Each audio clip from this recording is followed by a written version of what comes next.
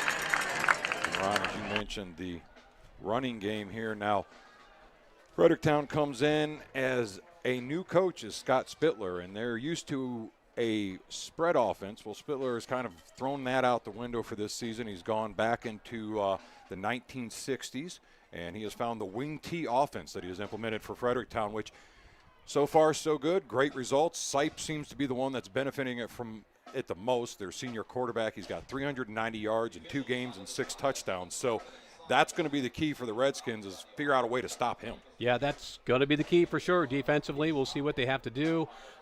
390 yards. That's impressive after 2 games. So yeah, they've got their hands full here in the Redskins defense for sure. And as we saw in week 1, one of the big problems for the Redskins was the big plays. They would do a great job of containing that offense out of Centerburg. That's a very powerful offense, but they just would get beat every now and then on those big plays, and that's what they're going to have to watch here tonight. Now, they did reverse that entire script when they went out to Danville last week in a game that almost everybody expected Danville to be able to roll through them, and they punched them hard in the mouth and did a great job, and they did it through the air as their leading receiver, Hunter McKinney, ended up with 2 touchdown scores. That was on our sister station last week. So it'll be interesting how that plays into factor tonight. If they try to incorporate that a little bit, I think if you're going from left to right down this field, you're going to be okay. But if you're trying to go from right to left into that wind, that passing game is going to be a difficult one to manage and make sure your quarterbacks are accurate. So we'll see how that all plays out as this game gets ready to get started. Well, it looks like the field position-wise, Utica is going to be kicking from left to right, so they're going to make Fredericktown go into the win here this first quarter of play. So they got it figured out strategically to hopefully hold them back and get the ball and see what happens. What a beautiful night for high school football. You can't get any better than this. Last 3 weeks, all season long, it's actually been amazing. And you don't have the first week a little bit hot there in Centerburg, but since then it's been right around 70 degrees at kickoff, and That's where we're sitting right about here now as they get ready to kick the ball off. Back deep for the Freddies is going to be Caden Gibson, along with Brody Davis. You'll hear Davis's name called a lot tonight as he is a key factor on that offense. So Utica has won the toss. They elected to defer, and they will get ready to kick off. As I'm trying to check his number, I believe that is number 38, number 38. So Daniel Barrow, the 5'8", 160-pound junior, has the ball teed off. The officials finally come set, and we get ready for action here in week number 3. As the low end-over-end kick is going to bounce and be taken at about the 10-yard line by Gibson. Gibson's going to get right up the middle, and he's going to get planted by Zeiske for that type of effort. And what a great tackle in the open field. Man, that was incredible pursuit. Nice tackle. Dropped him hard right there at the 26-yard line. So great start for Utica. Tyler Zeiske with the tackle there, and we saw him in week 1. He's an energy kind of kid. I mean, he just brings a lot of energy out on that field, sometimes to his detriment, but for the most part, it's been benefiting him in this season so far. So the Freddies come out on their first series, 1st and 10. Ball will be spotted at the 32-yard line. You kind of tell Utica's defense, they know what they're going to do. They're going to run the ball. Look how they got them all crammed up. The defense is real tight.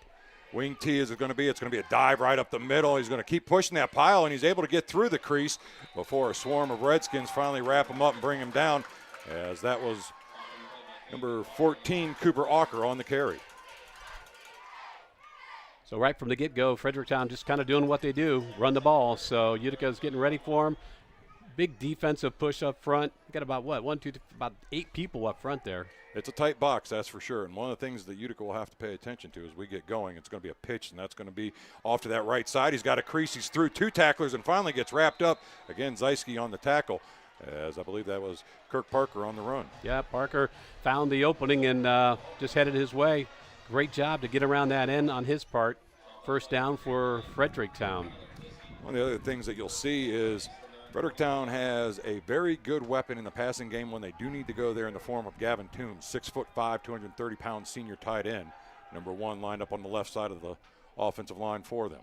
So 1st and 10 as they've got a new set of downs at the 42-yard line. It's going to be a pitch to Davis. He's going to make a stutter step, couple-man miss. He's got the crease, he's got the seam, and he's got his way all the way to the house. Touchdown, Freddies. Yeah, Zeiske tried to catch up with him, but, man, he's got some wheels on him. Touchdown, great run, great blocking up front by the offensive line for Fredericktown. Indeed it was, a little counter trap, and he was able to find that crease, go off the backside of his blocker, and there on the block was Wyatt Cole, the 6'5", 267-pound senior lineman. And he took it all the way to the house for a 58-yard score, and that puts the Freddies up 6-0. So Isaiah Brake will come out to do the kicking duties, the 5'7", 162-pound sophomore. Bryant is the holder. His ball's down. Kick is up. And that's no good. So our score here is Fredericktown 6, Utica nothing. You're listening to the Knox County Veteran Services Friday Night Lights. Veterans serving veterans. That's what we do here at Knox County Veteran Services. Hi, I'm Kevin Henthorne, your Executive Director. And I'm Financial Coordinator Melissa Schenk. And we're here to meet the needs of Knox County veterans and their families. We can help with emergency financial assistance, Filing of disability and pension claims, VA healthcare enrollment, and even transportation to VA healthcare facilities. Please give us a call at 740-393-6742 or stop in and see us at our new location at 105 East Chestnut Street in Mount Vernon. Pizza Cottage in Mount Vernon is one of 11 pizza cottages in Ohio. They are among the nation's best performing pizzerias and ranked in Pizza Today. The finest ingredients is used daily. Treat your customers and employees like family and always give back to the community. Offering not only takeout but also dine-in and full bar. Book your group parties today. Find Pizza Cottage on Facebook or go to pizza-cottage.com to begin your journey of tastes. Whether it's your home, farm. So we're back as they get ready to kick it off. Brake will be doing the kicking duties for the Freddies. Zeiske and McKinney back deep for the Redskins, setting up camp right about their own 18-yard line. As Brake approaches the ball, it's a low spiral kick, and Zeiske watches it bobble, loses control. He's going to pick it up at the 20. He's going to run all the way back to the 15. He may lose some real estate in trying to make something happen, and he does here as he gets wrapped up and tackled by junior Butler. Yeah, Butler and Davis in on the tackle for Fredericktown. They've got some speed on their team. Let me tell you, just watching them offensively and just on the special teams on that kickoff, they got some wheels on them, man. They're going to catch them. They're fast. Yeah, there's one thing that that open offense, spread offense, really allowed them to develop as speedsters. And in this tight formation of a wing T, they were taking great advantage of it. So the Redskins come out in a pistol formation as Hayes is flanked in both sides in the backfield, and now he'll empty him out and have Hall on his left-hand side. Takes a snap, fakes, and we got whistles, false start. That is not how you want to do it. So Utica's first possession here, they're just going to start it off with a start penalty we have now. Encroachment on the defense. We're going to just slowly move it back and forth with penalties, I see. Interesting. All right. Well, go back to 1st and 10 again. It's like nothing ever happened. Indeed, other than you lost about 2 seconds off the clock. So let's see if we can do it this time as they come set. Shotgun formation. Hayes is ready in the backfield with Hall on his hip.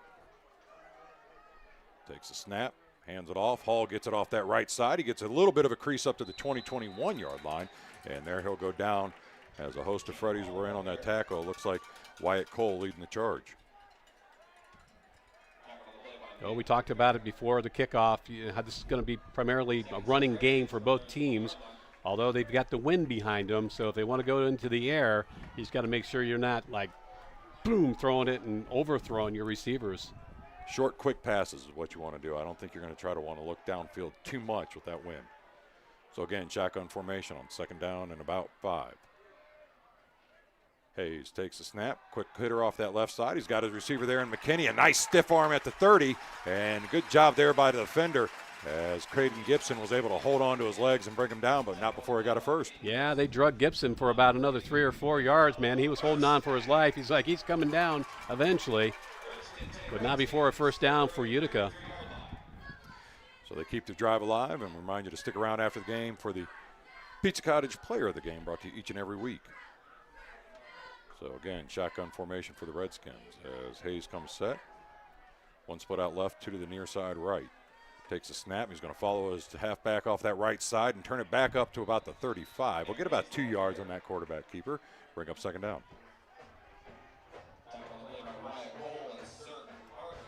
Kind of finding their way defensively for Fredericktown, trying to figure out what Utica's going to do offensively. So they got a little bit different style because they can throw the ball pretty well. They can run the ball pretty well. So Fredericktown's just got to prepare themselves and try to figure out what's coming next. So we'll see here now as they break huddle. Shotgun formation. This time he's going to have Bowen on his right-hand hip. As Hayes looks over the defense, 2 left, 2 to the right. He brings McKinney in motion from left to right. Fakes it to him on a jet sweep. Gives it to Bowen off that left side, and he got no room to go. Great job defensively of staying home and making that tackle. Yeah, I was going to single out one particular person, but there was about 3 or 4 Fredericktown defenders in on that tackle. And McFerrin kind of led that charge from his linebacker position, but Davis was in there along with a few others, as Ron said. Makes it 3rd down, and we'll call it 8, as they got to get just short of that 45-yard line for a new set of downs. So again, shotgun formation. This time is Bowen and Hall is going to be on each side of Hayes as he's in the backfield. Now they're going to do a little switch.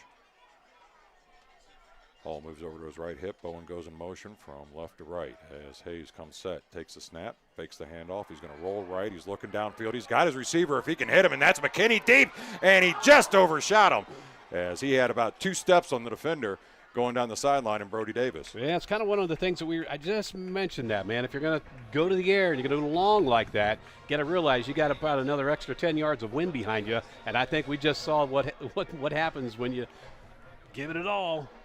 That was a great throw, though, just too far. So that'll end up forcing a 4th down as McKinney will drop back to do the punting duties. Davis along with Gibson back deep for the Freddies. They'll set up shop about their own 25-yard line. As they come set here on a 4th down. A high snap. McKinney gets his right leg into it. It's an end-over-end kick. It's going to drive Davis back to about his 20. He's going to take it there, cut it up. He's going to go outside. He's going to go across the 30. He's going to find a crease. He's going to get inside the 40. Stutter steps across 2 other defenders. Still keeps the pile moving into the 50.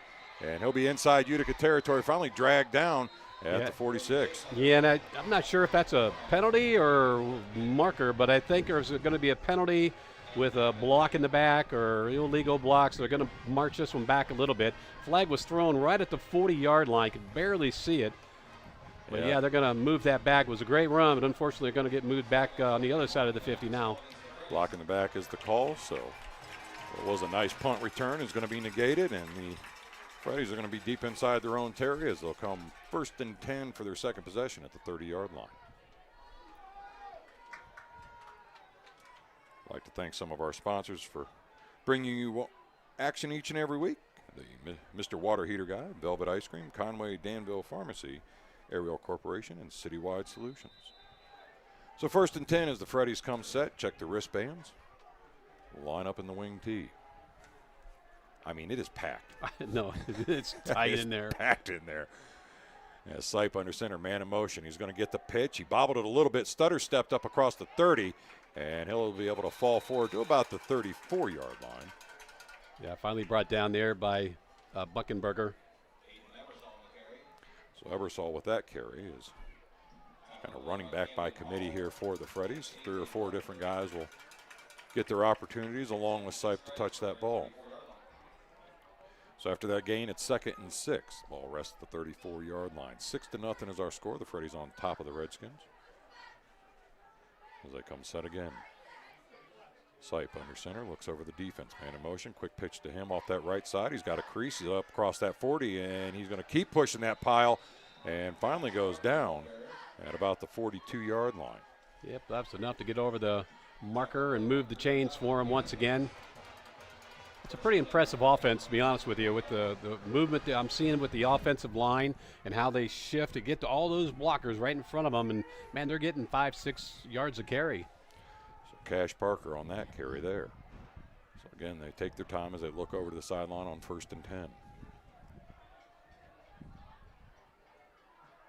Sipe comes set under center.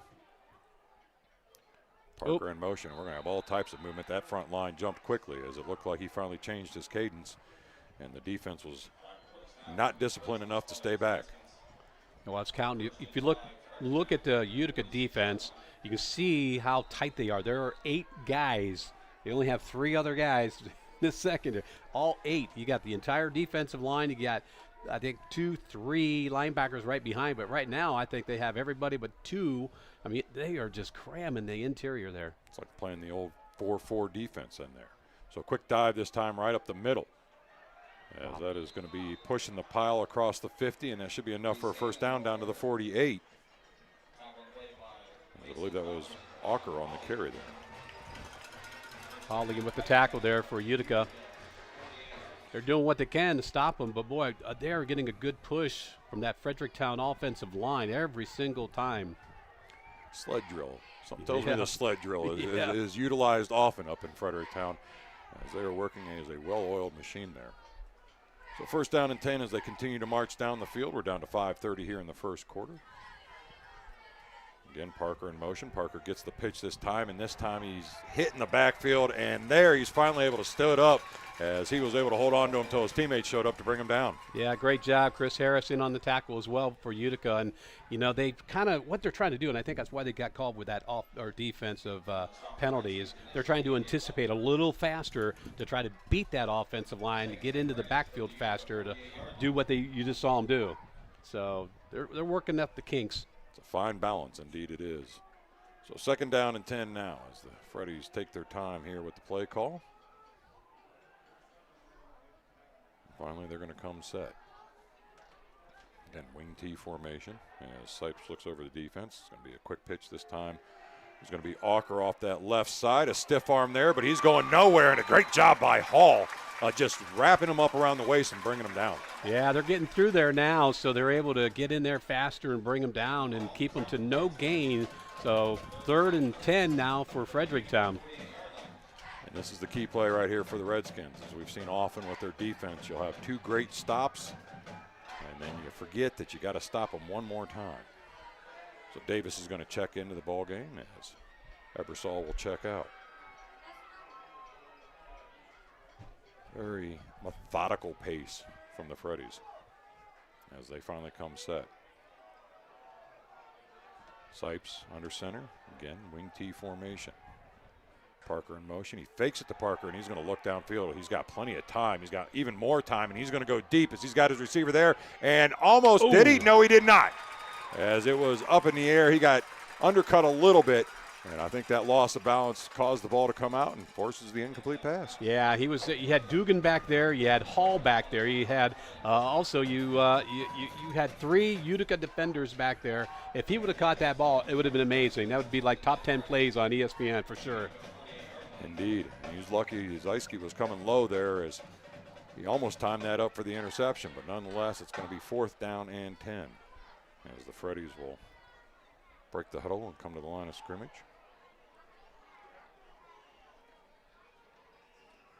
Looks like Caden Gibson will do the punting duties here for the Freddies. And Braxton Fisher will be deep. Got a penalty flag thrown as it's a low kick. It's going to bounce at the 20, take a Freddies bounce down to about the 16, 17-yard line. It'll be down there, but we'll see what the flag is. And Utica's got to be careful, or it might just be a sideline infraction. Yep, that's what it is. It's a sideline infraction on Utica, so that's their first warning. And the Redskins will come out for their second possession with the ball at the, where are they going to mark this? 18-yard line. 18-yard line. But yeah, this is what, game 3? Yes, sir. I think we've seen a sideline infraction on all 3 games. I don't think I've seen any of those for years. They're calling those a lot these days. Yeah, they're trying to keep the lane open there for the officials up and down the field. So 1st and 10 as the Redskins come out, shotgun formation. Hayes will shift him up, bring Hall on his left-hand hip, bring his 2 receivers in tight on the left side. One split out far right in the form of Simon. Takes a snap, he's got time, he's going to look. Now the pressure comes, he steps up, runs into his own man, he gets out of it again, and overshot Fisher as he was just trying to get rid of that ball before he took a sack. Yeah, he was about ready to lose 5 yards, so he was smart enough to get rid of that ball and get it over to the sidelines to where there was a receiver, not near really open, but he knew what to do with the ball. Great job, 2nd down 10 for Utica.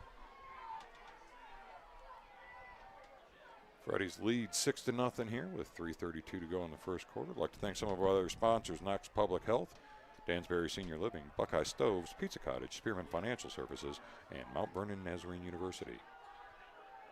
Again, shotgun formation as they will shift out of it, and Hall will step up on the left-hand side of Hayes as he's got 2 split left, 1 to the right. Fakes the handoff to Hall. Hayes rolls it to his left. He's got his receiver there in the flat. That's Fisher, and he's got it across the 30 up to the 35.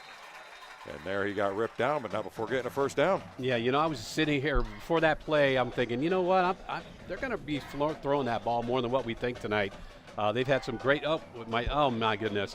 What a great play! And now it's going to come back before holding. But they got the openings. They can get the ball. They got the receivers. They're going to probably throw the ball more than what we thought.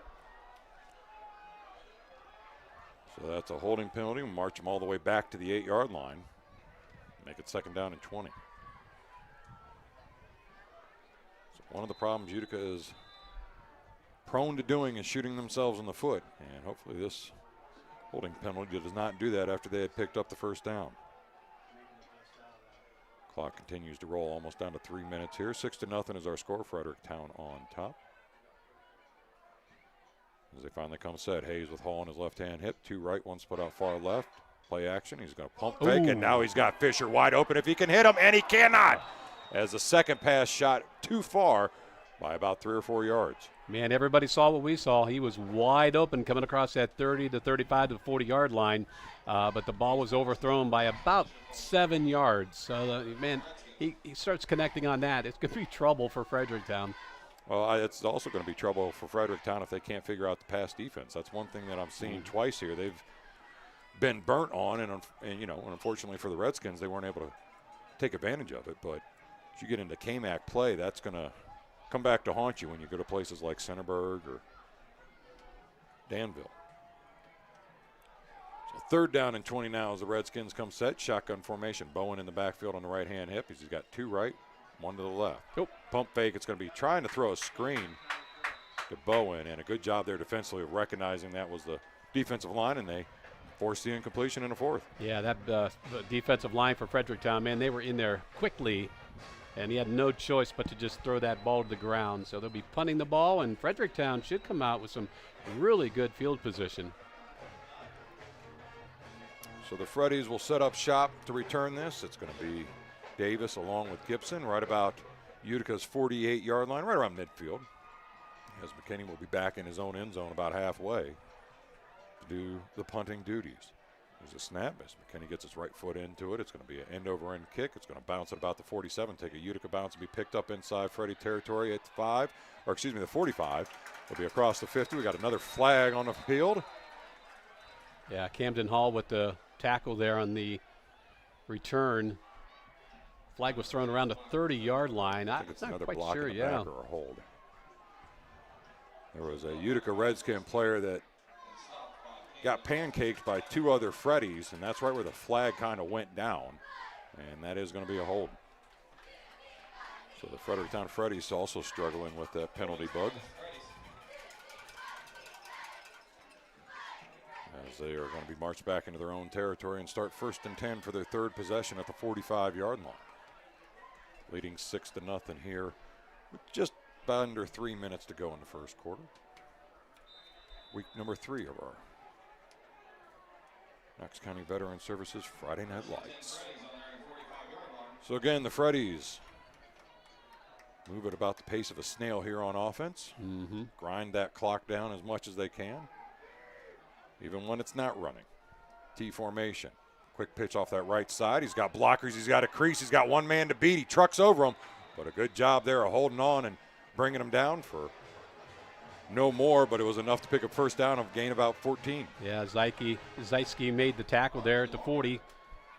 First down, Fredericktown. So a couple subs will come in for the Freddies as Parker will step in along with Hannon. So Davis, Hannon, and Parker in the backfield. Well, yeah, they do take their time, don't they? Yes, sir, they do.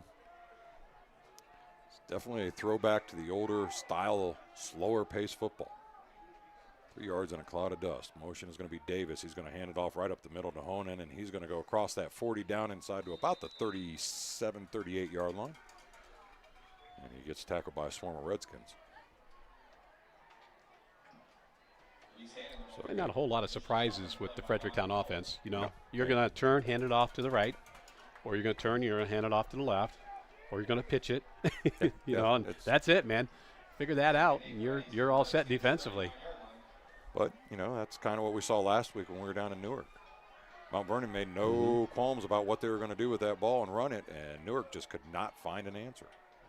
So, again, Parker in motion. He's going to get the pitch off that right side. He gets a block from Sipe. He's got a man there. He came up on the corner, and a good job of open field tackle.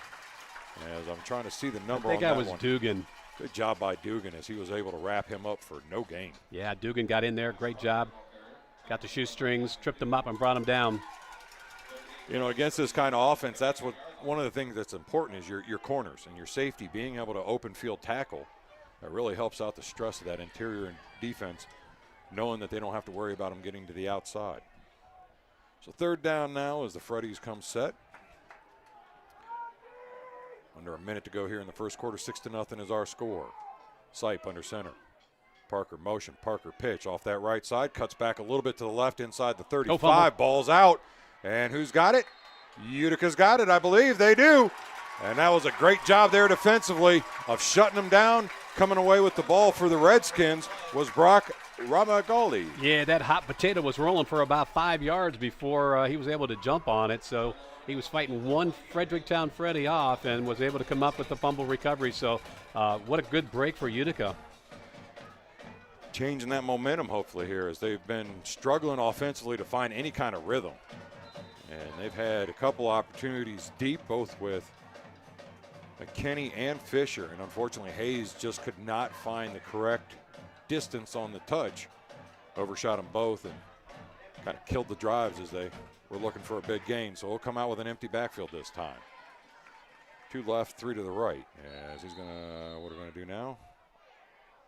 We're going to have a timeout, so we're going to step out too. You're listening to the Knox County Veteran Services Friday Night Lights.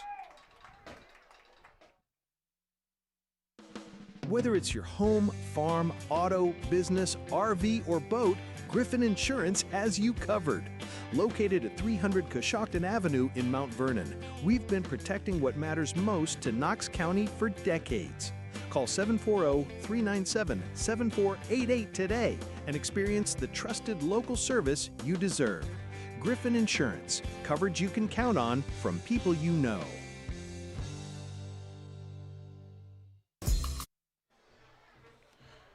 So as we come back from the timeout here, our score 6-0. Fredericktown on top as Utica has the ball with 40.5 seconds to go here in the first quarter. Yep. First score of the game came with 10:48 to go in the first quarter. Parker's 58-yard touchdown run. The point after was missed, but that put him up 6-0, and here's where we are. Not much else since then. Nope. Both teams have kind of gotten in their own way. Utica's defense on that last series did a good job of stopping and forcing the turnover on a fumble. So again, McKinney in motion from left to right. He's going to get the pitch on a jet sweep. If he can get around Toombs, he's got the corner, and he does across the 35. But a good job closing quickly there, as I believe that was Jonathan Ashcraft. Yeah, Ashcraft was able to get him out of bounds, stops the clock, 33 seconds to go. First quarter of play. I thought for a second there he was going to pull up and throw that ball. I thought he was kind of slowing down and looking to throw, but tucked it and ran instead, so great job. So the Redskins, 2nd down and 6, come out shotgun formation. As Bowen is on the left-hand hip of Hayes. 2 left, 2 to the right. Defense looks like pressure's coming as Hayes will step back and look over to the sideline. Not quite sure if they're going to look for any adjustments or not. Looks like there is, as he's going to check with his running back and come set again. Takes a snap, turns, hands it off. Bowen right up the middle there, and he's going to hit a lineman or two. Almost got out of it, but Gavin Toombs was able to hold on to him and bring him down after no gain. Picks it up 3rd down. Heck, Utica might even just sit on this and let the clock run out, end the first quarter of play, switch around and go from there. Yeah, I don't think you really need to try to squeeze one more in here under a rush. You're down to 5 seconds. I don't know if Hayes is really paying attention to the clock. As we are done with the first quarter, our score here is Fredericktown 6, Utica nothing. You're listening to the Knox County Veteran Services Friday Night Lights.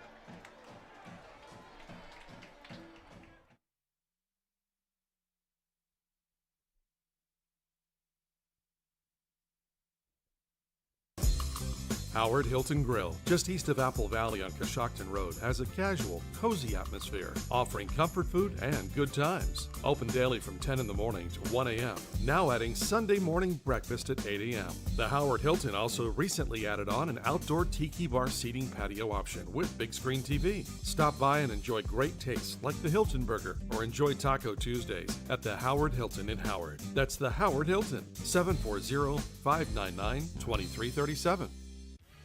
Are you mechanically inclined and ready to take your career to the next level? If you have experience working on mechanical equipment such as engines or machinery, Ariel Corporation is looking for you. We offer great pay, excellent benefits, unrivaled retirement savings programs, and a safe, clean, and climate-controlled work environment with company-provided tools. Located in Mount Vernon, we offer stability and growth. Apply now at arielcorp.com. That's ARIEL Corp.com. Back we come to action here in the second quarter. 3rd down for the Redskins. Hayes with Hall on his left hip. Play action, quick out to McKinney at the 42, and he's wrapped up quickly right there. Don't think he got enough for that first down. No, he just wasn't far enough down. Right idea, but Fredericktown was right there to bring him down, but looks like they might be going for it. I believe you're right, as they are sending in a sub in the form of Chris Harris. The 6'1", 370-pound senior will line up right over center. As Hall will get under center, it's going to be kind of a modified victory formation here as he's going to take it off that left. We got penalty flags. That actually saved him maybe. False start. That's going to move him back 5 as Hall wasn't going to get that first down. No, I thought there for a second the defense was across the line, set up way offside, but instead they threw the flag on Utica, so they'll get the punt team out there and get her down the field. So again, Utica's offense looking to find some type of continuity as one more series goes through the books and one more series ends in a punt. So McKinney will set up shop right about his own 25-yard line to do the punting duties. Davis and Gibson, and we got more flags coming. We got an offside now. Nope, another false start. Good Lord. Yeah, man. They're not helping themselves whatsoever. They're going the wrong direction really fast. Yeah, that's one of those things that's a mental mistake. You know, you know what the count is. You're on offense, and something week 3 that you would hope is kind of cleaned up. So nonetheless, they move it back another 5 yards, and it's going to be 4th down and 11 as McKinney will set up at his own 20-yard line. Gibson and Davis back deep as they will come set up about their own 25. So the ball is snapped. McKinney's going to approach it, gets his right foot into it. It's a low wind over end kick. It's going to bounce at the 35 and be picked up by Gibson at the 30s. Off that left side, made a man miss, and he's going to get hit again, and another flag. I bet you it's a block in the back. Boy, it's just a lack of discipline on both sides here. Yeah, that was definitely an illegal block, so they'll march Fredericktown back again. But they still got the ball offense, and 10:39 here in the second quarter. We're going to have ourselves a really nice sunset here before too long. Indeed. It's almost like the Apocalypse Now logo. Right. Just waiting for a couple of Hueys to come flying over the treetops. But I tell you, that's if this is another block in the back, that's 3 punt plays where their special teams have gotten penalties for holding a block in the back, and that's something that as you move forward in the season, you got to make sure you get cleaned up because your special teams can make or break your game. Yeah, absolutely. You know, especially when you have like momentum going on in your favor, things are going the right way. Then now all of a sudden you got a penalty here, a penalty. It really kind of deflates your enthusiasm sometime and the positive attitude that you have moving forward. It's like, oh man, here we go again. Now it looks like this is going to be a dual penalty. As it looked like they called a holding on Fredericktown. I'm not quite sure. I didn't get to see the hand signal for the Utica side. One official is over here talking to the head coach for the Redskins, and the other is talking to the captain for the Freddies on the field. And they are, I'm wondering if they're, you know, the cadence of their play calling is also the cadence of their talking. And so, you know, maybe like Zootopia, you're walking in to talk to the sloth. Because, I mean, this conversation I thought would have been a quick and easy one. But here we are about 30 seconds into it, and they're still discussing things. I think they're going to pick them both up and move on. Yep, pushing the back, holding, both will offset, and we'll be 1st and 10 and 10 minutes down the road. So the Freddies will come out, 1st and 10, and are they spreading out? Looks like they may be spreading out here. Yeah, first time tonight. Indeed they are. So Sipes will come set. Empty backfield, 2 left, 2 to the right, as the fullback will be up tight on the line, though. Man in motion from right to left is going to be Davis. He's going to fake it to him, keep it himself, and that's what we talked about. Sipes off that right side, and he's gone up the middle. He's got one man to beat. If Zeisky can catch him from behind, I don't think so. Touchdown, Freddies. Wow. There's that speed. We were talking about that a little earlier tonight. Man, they get out there, and they just put the accelerator down, and away they go. You know, and the other thing that's kind of a brilliance of that offensive set, you know, we talked about it all game long. Everybody's in the box. Everybody's within a 10-by-10 box up front. So if he can get out of that box, there's nobody around in the backfield to bring him down. And that's what he was able to do off that right side. And took it 45-plus yards to the house. And again, big plays. That was 50-plus yards, I believe. Well, yeah, about 59 yards. 59 yards. Yeah. But that's what we saw week 1 for the Redskins. They just do a great job defensively, and then one mental lapse, one breakdown on a tackle. And a big play takes off down the field. So it's 12-0 right now as they come set for a 2-point conversion. Sipes got 2 to the left, 1 to the right. Man in motion is going to go from the right to left. That looked like a false start, and it was not called as Sipes take it off the left side, and he's in. So our score here is 14-0. Fredericktown on top of Utica. You're listening to the Knox County Veteran Services Friday Night Lights. Dreaming of greater independence? Knox County Mobility Management is your path to accessible transportation. Whether you need to get to the grocery, the doctor, or just somewhere that you need to be, call 740-392-2200, extension 2218. Monday through Friday, 8 to 4:30.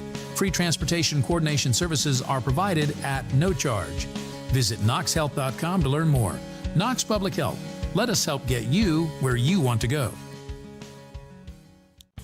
This is Lorraine from Buckeye Stoves. Crisp air, hot chocolate, and football. This is what I think about when fall approaches. I also think about wood, pellet, and gas stoves. At Buckeye Stoves, we can take care of you from start to finish. Are you ready for heating season? Call Buckeye Stoves to schedule a chimney sweep or dryer event. Maintenance is the key. Buckeye Stoves, located on State Route 95 in Fredericktown. BuckeyeStoves.com. Buckeye Stoves, the cozy way to save. So we come back as our score 14-0, Fredericktown on top. As they get set to kick off. Zysky and Hunter back deep. As kick is low and over end, taken at the 25. He's got momentum. If he can get around that corner, he's got the outside. He's got one man to beat, and he drives him out of bounds. Good tackle there by Jonathan Ashcraft. But yeah, good field position. Zysky got that, and that's another guy, man. When he gets outside, he's got an opening. He's got wheels, too. They got really good field position now here, so let's see if Utica can make something happen offensively and get some points on the board. They need to find something. You don't want to keep shooting yourself in the foot and stalling out on your offensive drives, as they have had 3 opportunities so far, and 4, and have not come away with much other than a couple 2 or 3 yard runs. So Hayes comes set as he looks over the defense, shotgun formation. He's going to take off himself off that left side. A good decision there. Drops his shoulder up over the defender, and he'll fall forward to about the 48-yard line as Kirk Parker on the tackle. Yeah, nice job there by Parker defensively for Fredericktown. Utica definitely shows some great positive, offensive strategy. They can run the ball and they can throw the ball. They just got to, eliminate the penalties and keep the ball moving in the right direction. Yes, indeed. As there hasn't been really much from the Freddies to fear. I mean, they've made a couple nice plays, but they're not dominating them defensively. So again, shotgun formation as Zysky's in the backfield on the left-hand hip. Looks like pressure's coming as he takes the snap, drops back. He's got pressure in his face, but he's looking deep. He's got Simon one-on-one down the left side, and incomplete. As stride for stride with him was again Ashcraft, and that's another deep threat missed. Just overthrew him again. I tell you what, they don't realize how strong of an arm they actually have. It's the second time that we've seen that where it's just flying over the head, and they're going. The wind's kind of stopped a little bit. It's coming across the field, so it's not affecting the throws as much as it would have if it would have kept going from left to right. So, yeah, they got it. The opening's there. They just got to be able to connect. So 3rd down, we'll call it 8. We'll call it 7. We'll be nice. Bowen on the right-hand hip as Hayes comes set. 2 left, 2 to the right. Pressure coming again. He's stepping back. He's pressure all around him, and it comes quick. As Parker's in there again, Kirk Parker in there for the tackle. And that drops him back to the original line of scrimmage and another 4th down. And that's one of the things when you live by a deep threat offense is if that timing and those connections aren't happening, 1, it kind of deflates your confidence. And 2, it puts you in awkward 3rd down situations where you still have to force the ball downfield rather than taking some conservative running plays, getting a manageable 3rd and 2, 3rd and 4 kind of situation. So McKinney comes set again for punt duty as Davis Gibson set up at about their own 15. Low snap. McKinney's just going to keep it, and he's got a crease, and he's got the speed if he can get there, and he will. 1st down, Redskins. That was a great heads-up play by McKinney. He realized that he didn't have a handle on the ball. He looked up and saw, hey, I've got room. And he just picked the ball up. He tucked it and was able to get the 1st down. So really good heads-up play by McKinney. Hunter McKinney is a senior here for the Redskins, and I have known his father for quite some time. We have coached against each other often in the softball world, and what a great family they have here for the Redskins, and he is showing it up his senior year. So let's see if they can take some advantage of this momentum as it's 1st and 10 inside the Freddies territory at the 46. Shotgun formation. McKinney in motion from right to left, fakes to him. Bowen gets the snap right up the middle, and good grief, that was a man-child play right there by 68 as he tackled both the blocker and the running back. Yeah, Noah Shannon in on the tackle there, and he just kind of stood him up, and he had nowhere to go but backwards by about a yard. So a loss of 1 officially on that play makes it 2nd down and 11. That was just an excellent effort there by the defender. Not too often you see them able to hold on to a blocker and make the tackle at the same time, but he was able to pull that off. So again, shotgun formation, 1 left, 3 to the right as Bowen goes in motion. Hall slips over to the left-hand side of Hayes. Comes set, takes snap, fakes the handoff. He's going to roll. Pressure comes, steps away from it. He's got Fisher there at the 40. Nice catch, and up to the 35. And that should be enough for a 1st down. That was a great hit by Kirk Parker, and why I say that is because Kirk Parker was able to get Utica the 1st down because he hit him forward about another 2 or 3 yards, but it really was a good connection. Great 1st down. Utica's on the move. And I think that's what you need to take advantage of if you're the Redskins. Not try to get that deep ball all the time. This isn't Madden. We're not trying to get, 250 yards receiving before halftime. Take what they're giving you. The opens are in the flats. The opens are across the middle. You've got 2 wide receivers well over 6 foot with great hands and good speed you could take advantage of. And then Fisher, a little bit shorter, stouter kid, but he's thick and ready to run upfield. Got you the 1st down. So shotgun formation, 2 right, 1 to the left. And we got a false start. Good grief. That has got to frustrate the coaches. Yeah, we had like 2, 3 positive plays in a row. Things were going their way. They got across the 40. Ball's on the 35 or on the 40-yard line, and or it was on the 35. So it's on the 45 now. But they were going the right direction, and then boom, there's the penalty. Yep. They just need to find a way to get that out of their system as the season continues here, because they've got a great team, and we've seen it all season long as we've covered them each one of these weeks, but kind of Jekyll and Hyde a little bit of discipline or not. So shotgun formation, fakes the handoff to Hall. He's going to throw out right. He's got his receiver McKinney and just overshot him. Yeah. He tried to go to the outside. I mean, it was good. I knew what he was trying to do. He's trying to keep it away from the defender, so he threw it to the outside. It's too far out. Kid couldn't get his hands on it. Brings up another 2nd down and long now for Utica. And the word another long. Another is long. It's usually 3rd and long, 2nd and long, 4th and long. So I want to try to eliminate that word eventually. So it's just like 3rd and 2. There you go. You got less stress, but now all the stress is sitting here at 2nd down. Get yourself. You want to try to get close to that 30. Give yourself a manageable 3rd and 5 range. So shotgun formation as they do some switching on the far side. 3 right, 1 near side left as Hayes has Bowen in the backfield. High snap pressure right up the middle in his face, and he goes down as they are just struggling in the middle of the line. Are the Utica Redskins. I tell you what, when they bring that defensive line, Utica is not, they don't have a way to defend it. I mean, they're in there fast. Camden Clutter with the tackle there for Fredericktown, but man, they break the line quickly and they're able to bring them down. And Utica just they can't figure out a way to block it. Well, right now, as you look down there at the line, I mean, it's a smaller line.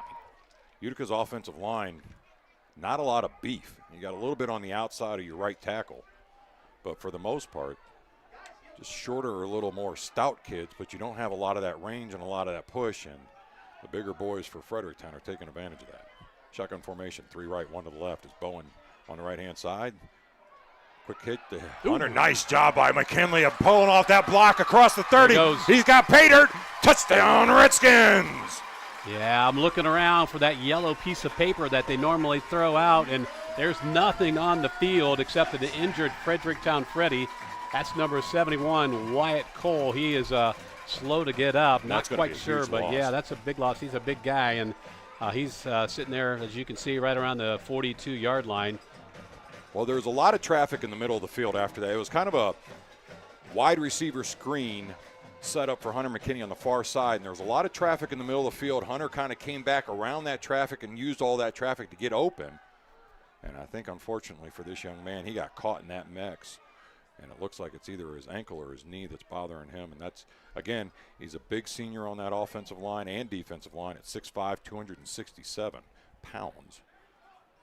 And he's going to be a big loss. And that, if he goes out, might open up a little bit of that interior running game for the Redskins. So they're going to look him over out there as they come set. And we'd like to again thank our sponsors, Starting Point of Knox County, Griffin Insurance, Howard Hilton, Mount Vernon Nazarene University, Spearman Financial Services, Pizza Cottage, Buckeye Stoves, Danbury Senior Living, Knox County Veteran Services, Knox Public Health, Mobility Management, Citywide Solutions, Ariel Corporation, Conway's Danville Pharmacy, Velvet Ice Cream, Mr. Water Heater Guy, Country Court Skilled Nursing, the Living Center Senior Living Apartment Community, all bringing you tonight's action. Yeah, they're carrying him off. He's favoring his right leg. When he was on the ground, it looked like he was, rubbing his hamstring. Whether he pulled it, not quite sure, but hopefully young man will be okay and be able to get back on the action tonight. If not tonight, next week. So our score 14-6 as they come back out onto the field after the injury timeout and get set up here for the extra point do the Redskins. Doing a little odd shift offensive line off to the far right, only 3 in the middle. Now they're going to shift it up and move everybody around again. As they come set, ball is down, kick is up, and the kick is good. So our score here, Fredericktown 14, Utica 7. You're listening to the Knox County Veteran Services Friday Night Lights. There's something magical about fall at Velvet's Ye Old Mill. Crisp air, changing leaves, and the sweet taste of our delicious ice cream. But don't wait. The season wraps up at the end of October, and so do our scoops. High school athletes, wear your team jersey and score 50% off a single dip scoop in a sugar or cake cone or bowl. Come make one more memory before the season ends. Velvet's Ye Old Mill, where every scoop is a tradition worth savoring. Welcome to Danbury Mount Vernon by StoryPoint Group, where we spend every minute of every day providing the best for our residents. We offer living options from villas to independent living, assisted living, and memory care. Our network of communities offers a calendar of enriching activities, fresh chef-prepared meals daily, and a supportive and dedicated team, all of which creates an unmatched experience for seniors and families. If you're looking for an award-winning senior living community that feels like home, then Danbury Senior Living is right for you. Come and discover why life at Danbury Community is so special. So Borough has the ball teed up at the 40-yard line. Back deep for the Freddies will be Davis along with Gibson. 14-7 is our score with 5:53 to go here in the first half. Whistle comes set, team comes set. Borough gets his foot into a high end over end kick. It's going to be taken at about the 10 by Davis. He's going to sprint it up the middle up to the 25, and he just got crushed. And a great job there by number 21 on that tackle. Yeah, Elijah Bland, man, he's just hammered him. Great tackle. And see if the Redskins can keep that momentum going. As not only did that big touchdown score help take the momentum out of the Freddie sideline, but the loss of big number 71 as well. Hopefully that young man is okay and is able to get back on the field quickly. So 1st and 10 as we roll back the clock to snail pace football as the Freddies come set. Look to the sideline. As it'll be Parker along with Hannon and Davis in the backfield. Sipes under center now as they come set. Davis motion, Davis pitch off that left side. He's maybe been one man miss, and he cannot. A good job there. Shooting low was the defender and tripping him up. Yeah, the last offensive series that we watched Fredericktown, they decided they're going to spread it out a little bit. That didn't really work for them, so now they're back into doing what they've done most of the year. We're going to tighten it up, man. We're just going to run that tight offense. So 2nd down, we'll call it 9. As the ball rests right at the 32-yard line of the Freddies. Again, Davis, Hannon, Parker in the backfield. Sipe looks over that defense as he comes set. Parker motion, Parker pitch off the right side. Got blockers up across the 35, and he'll go down right about the 36-yard line. Gain of about 4. You know, I don't know if you guys, if you can see this with their offense with Fredericktown. So Parker, number 9 there, I'm sorry, their quarterback. Sipes. He'll take the snap, and they were coming this direction. He pitches it back. Well, normally you see quarterbacks pitch it and they walk away. Not this. Not this dude. He was lead blocker. Yeah. He's like, hey, I want some of this. You know, and that's kind of the beauty of this old school offense is you have to be a little more hard-nosed. So we'll see now here on 3rd down what happens is they're going to spread it out, shotgun formation, 2 left, 2 to the right. As they have fullback forward in Reese Hannon. It's going to be Sipes. He's going to stutter step, quarterback keep, oversteps the guy across the 40, pushes across the 45, and he'll finally drag down at about the 47, 48-yard line, but enough for a first. Yeah, Bryson Macy with the tackle there for Utica and a couple other ones. And that's the one thing, like you said, not only is he a lead blocker, he's a tough runner. Yeah. And that explains why he has well over 400 yards now in 3 weeks and 7 touchdowns. Doing his best to get consideration for all conference, all district, and player of the year with those type of numbers. So again, shotgun formation for the Freddies. 2 left, 2 to the right. As Hannah will be on the left-hand hip of Sipes. Takes a snap, drops back. He's going to roll left. We got a penalty down. See what it is here is he made one man miss, made a second man miss, and then he'll get pushed out of bounds just across the 50 at about the 48, but we got a false start, and it'll come back. So again, mental discipline. You kind of see their offense. They're kind of going back and forth a little bit. They'll spread it out, and then they'll cram it in there, and it'll be interesting to see what they do here. 2nd down and 10, or it'll be 2nd down and 20. It's just one of those things all night long. You know, you just both sides keep shooting themselves in the foot, and you would think by week 3 you have that cleaned up, you know, because these are mental mistakes, false starts, offsides. Those aren't aggression plays. So again, shotgun formation this time. He's going to have one split out far left in the form of Gavin Toombs.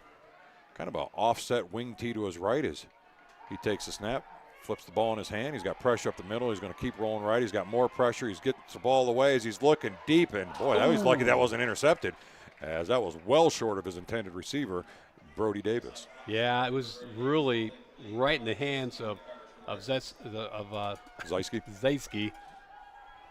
Kind of like C.C. Lamb for Dallas last night. Couldn't catch the ball. Catch the ball, yeah. Well, that's what you're paid for. So that brings up a 2nd down and 15. As the ball rests at the 43-yard line of Fredericktown. As it looks like they'll continue to stay in that spread offense. And again, send Toom out by himself to the far left-hand side. Have 2 here to the right. It's like a shotgun wing tee as he's got his tight ends up tight on the backside of the line. Davis in motion from left to right. He's going to get it on that jet sweep, and the defender's right there. If he can bring him down, he can, and that's a big loss and a great job defensively for the Redskins. Yep, Camden Hall in on the tackle with the initial hit and takedown. Elijah Bland in there also defensively for Utica. So they're going backwards again, and it's just a weird dynamic as we've been watching this momentum shift back and forth, and it clearly is starting to fall out of the sails of the Freddies. So 3rd and 15 as they come set back to the wing tee. Parker, Hannah, and Davis in the backfield as Sipe comes under center. Turns, fakes the handoff. He's going to roll. He's going to throw back. He's got a receiver over there, Gavin Toombs, and he's got a big target, and he's dropping him all the way down across the 40. And he'll finally get wrapped up across about the 39-yard line. Tell you what, he had some great blockers right around the 49, 48-yard line. 2 guys taking a guy out that opened that hole up for him to allow that first down to happen. So great blocking out there by Fredericktown. The first time we've seen Gavin Toombs' name called here tonight. We talked a little bit about him, a big target at 6'5", 230 pounds, and he's got a little speed to go along with it. So shotgun formation this time. 1 right, 1 left. Man in motion is Parker from left to right, and we're going to have a false start.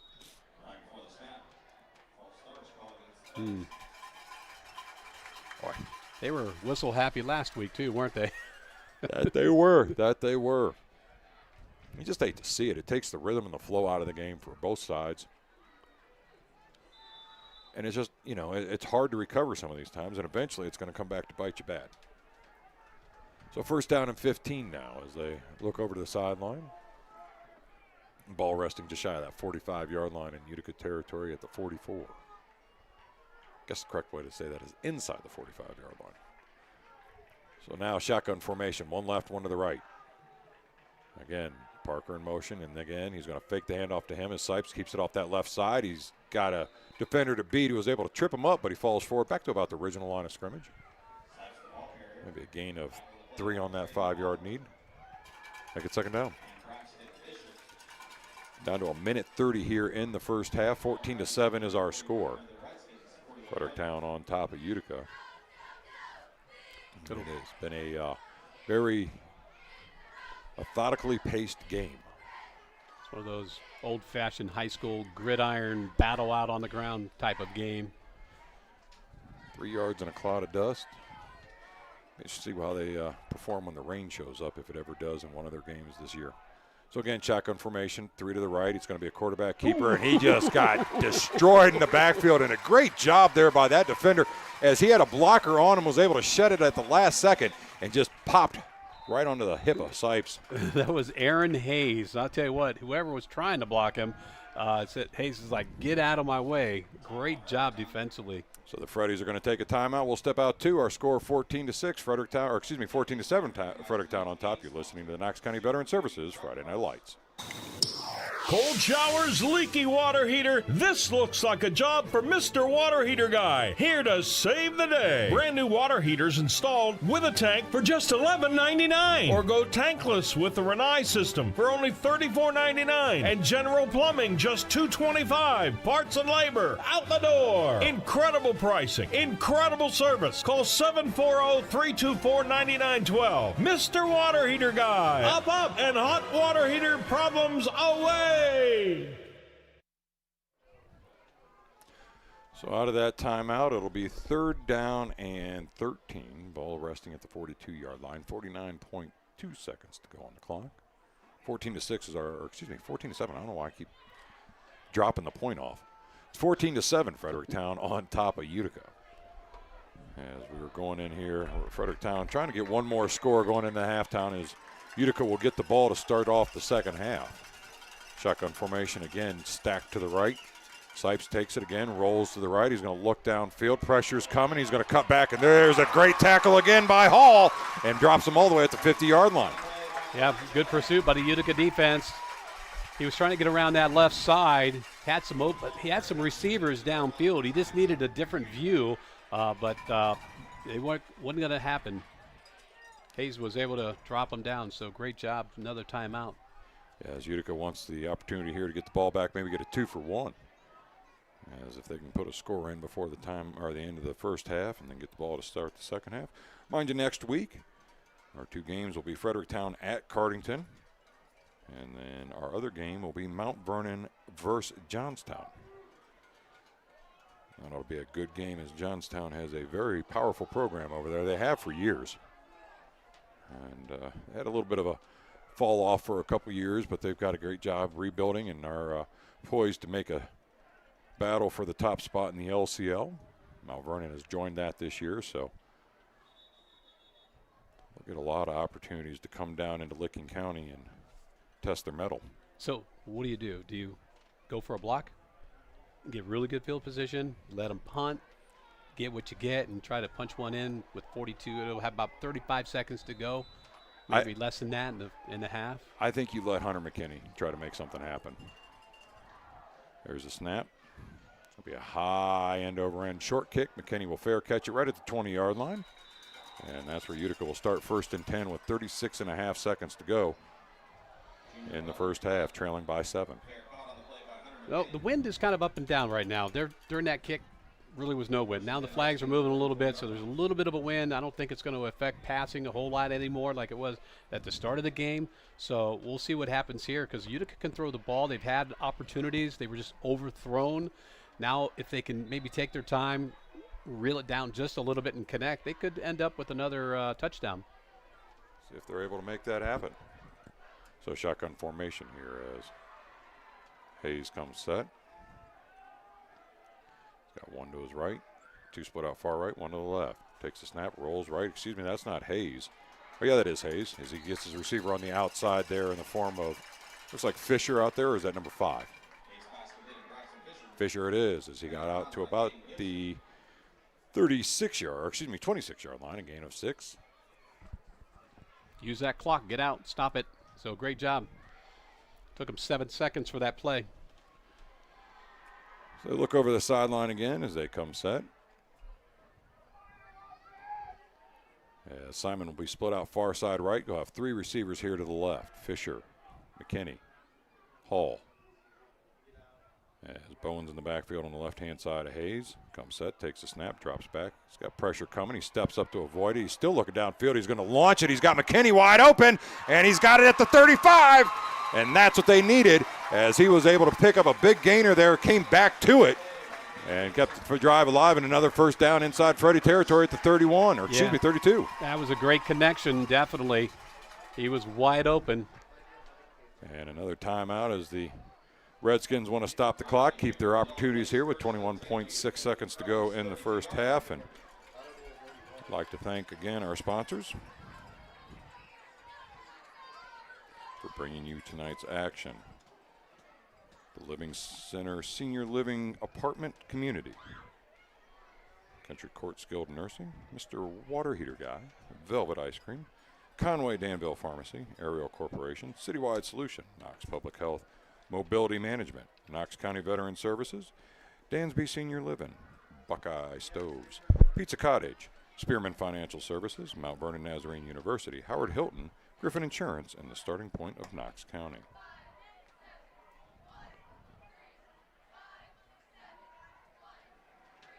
So as they come set here, looking to capitalize on this opportunity after that big play from Hayes to McCann. Now we got a flag on the field?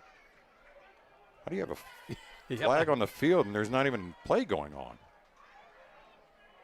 Sideline infraction on Fredericktown. Toombs is yelling. The side official's coming over asking what. And I'm a little bit of loss on this one. Yeah, I'm a little confused. I know some of their coaches were out on the field, but it was a timeout, right? Yeah. So, all right, here we go. So here we are. Shotgun formation, 3 right, 1 to the left. As Bowens in the backfield. Hayes, pressure coming, steps up. He's going to look. He's got McKinney again, and can he get it over the top? He cannot, as he tried to high point it, but a good job there by Davis at the last second, or excuse me, Gibson at the last second to knock it down. Yeah, nice play. He timed it perfectly to knock it out. If he didn't have that timing, that might have been a touchdown, but great job defensively by the secondary. So Mount Vernon is up on Delaware Hayes 20-7 at halftime in the other game. Looking to continue their winning ways. So again, Hayes sets up with Bowen on his right-hand hip. 3 sprint right, 1 to the near side left in the form of Simon. Takes a snap, drops back, pressure again coming. It's a wide receiver screen to McKinney. He's got blockers in front of him, and he was able to get across and through the seam up to the 15. And he'll go down right there. Stops the clock with 5.4 seconds to go as Utica uses their last timeout. And we will step away, too, as you're listening to the Knox County Veteran Services Friday Night Lights. Country Court Skilled Nursing and Rehabilitation Center lets you experience the heart of caring with skilled nursing and therapy for after a surgery. We also provide outpatient therapy for those able to return home. Give us a call at 740-397-4125. Visit us at 1076 Coshocton Avenue, countrycourt.com, and find us on social media. Country Court is a Levering Management skilled nursing center. From home. So we got 5.4 seconds to go here in the first half. 14-7 is our score. Fredericktown on top of Utica. And depending on what you call, you may have an opportunity to get 2 plays in. If you do a quick hitter and it doesn't get you anywhere. But I got a feeling they're going to try to find that end zone here with 5 seconds left to go and sitting at the 15-yard line, 1st and 10. Mm-hmm. Because really at this stage, I mean, short of a turnover, you really don't have to worry about a whole lot because score or not, you get the ball back to start the second half. Yeah. I wouldn't be surprised if they just go that same play. Yeah. I mean, they haven't stopped it yet. They ran it twice, 1 for a touchdown. They got about, 30 or 40 yards on that play. So maybe just go the different side, go from left to the far side of the field. We'll see what happens. We'll 5 see. seconds. They got McKinney lined up on the left-hand side along with Fisher. 2 split out right as McKinney comes in motion from left to right. Bowen on the back in the backfield with Hayes as he's looking deep. He's going to look again on a wheeled route to McKinney, and he got it. He did. Touchdown, Redskins. Wow, what a great play. A little wheel route there. They used the other 2 slot receivers to kind of screen the defender out of the way, leaving McKinney nothing but open dirt, and Hayes this time able to find that touch, and it makes it 14-13 at the end of the first half as they get ready here for the extra point. You get a 2-for-1 on this, and you can really take the momentum out of the game. So they will come set here for the kickoff. Or excuse me, the extra point as a late player rushes onto the field. Ball snap, kick is up, and we're good. So at the end of the first half, there's that yellow monster again coming out. It was after the kick. So it's got to be an unsportsmanlike. That's about the only time a flag like that comes in. Got a dead ball. Personal foul. End of the half. That'll be assessed in the second half to start the second half. So after one half here in Utica, Fredericktown 14, Utica 14. You're listening to the Knox County Veteran Services Friday Night Lights. From homes to high-rises, Citywide Solutions, Sterling Protective Services has you covered. We design custom security systems for your unique property, install HD video surveillance with remote viewing, and provide gate automation, smart keypads, card readers, and mobile access for total control. Plus, our fire alarm systems deliver fast, reliable detection when seconds count. Your security, smarter, safer, stronger. Call Citywide Solutions, Sterling Protective Services today for 24/7 peace of mind. Your family, the car that you bought when you were 18, the house you turned into a home. UIS Insurance and Investments protects what you love and provides security when you need it most. As an independent insurance agency, UIS Insurance and Investments is able to design a custom policy that's unique to you and assures that all things you love are safe and sound. For more information, go to uisprotect.com. UIS Insurance and Investments, trusted advisors for all your insurance needs.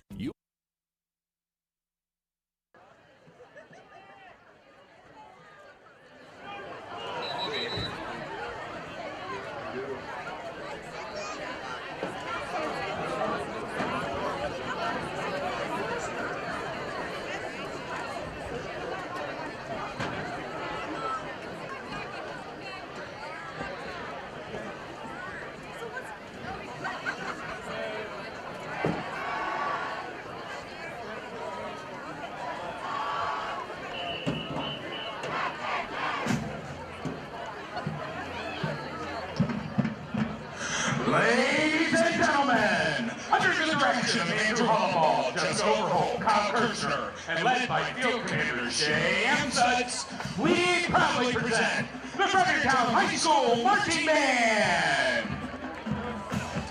We open tonight's halftime show with a high-energy anthem that's all about embracing who you are. Here's Demi Lovato's hit, Confident.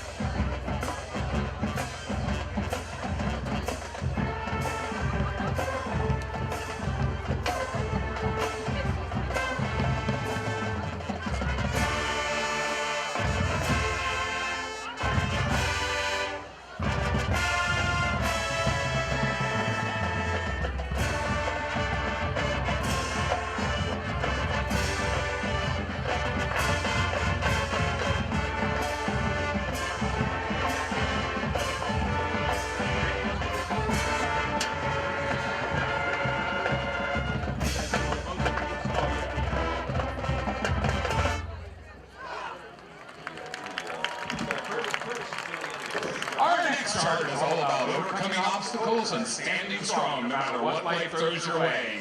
Here's a hit from Destiny's Child, Survivor.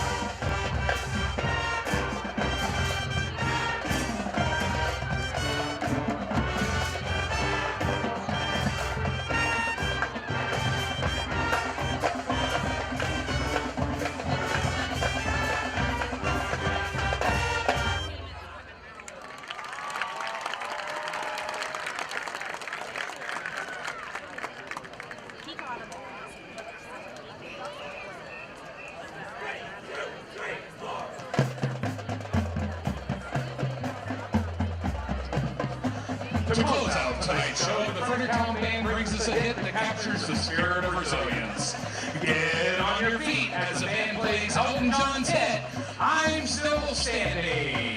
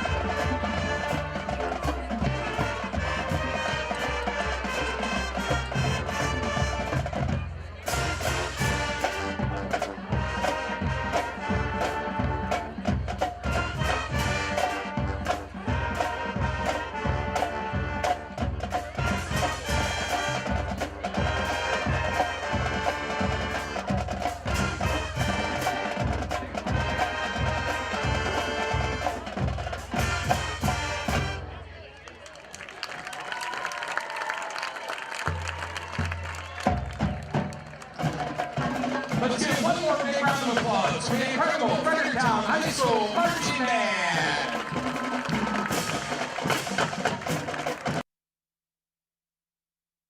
UIS Insurance and Investments protects what you love and provides security when you need it the most. They're a full-service, independent insurance agency with a hometown attitude dedicated to providing the best coverage and service possible. UIS Insurance and Investments supports area schools and communities with local offices in Northwest and Central Ohio and Southeast Michigan. For more information, go to uisprotect.com. That's uisprotect.com. UIS Insurance and Investments, trusted advisors for all your insurance needs. Home.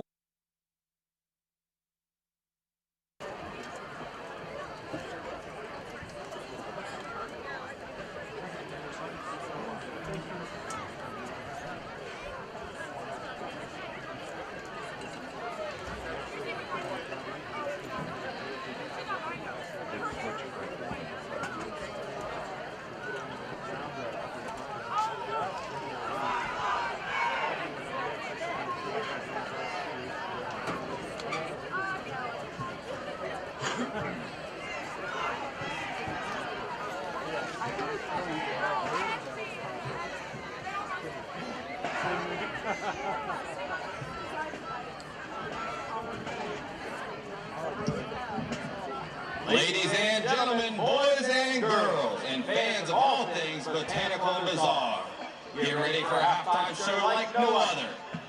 Tonight, the Utica High School Marching Band invites you to take a trip to the strange and mysterious world of Little Shop of Horrors.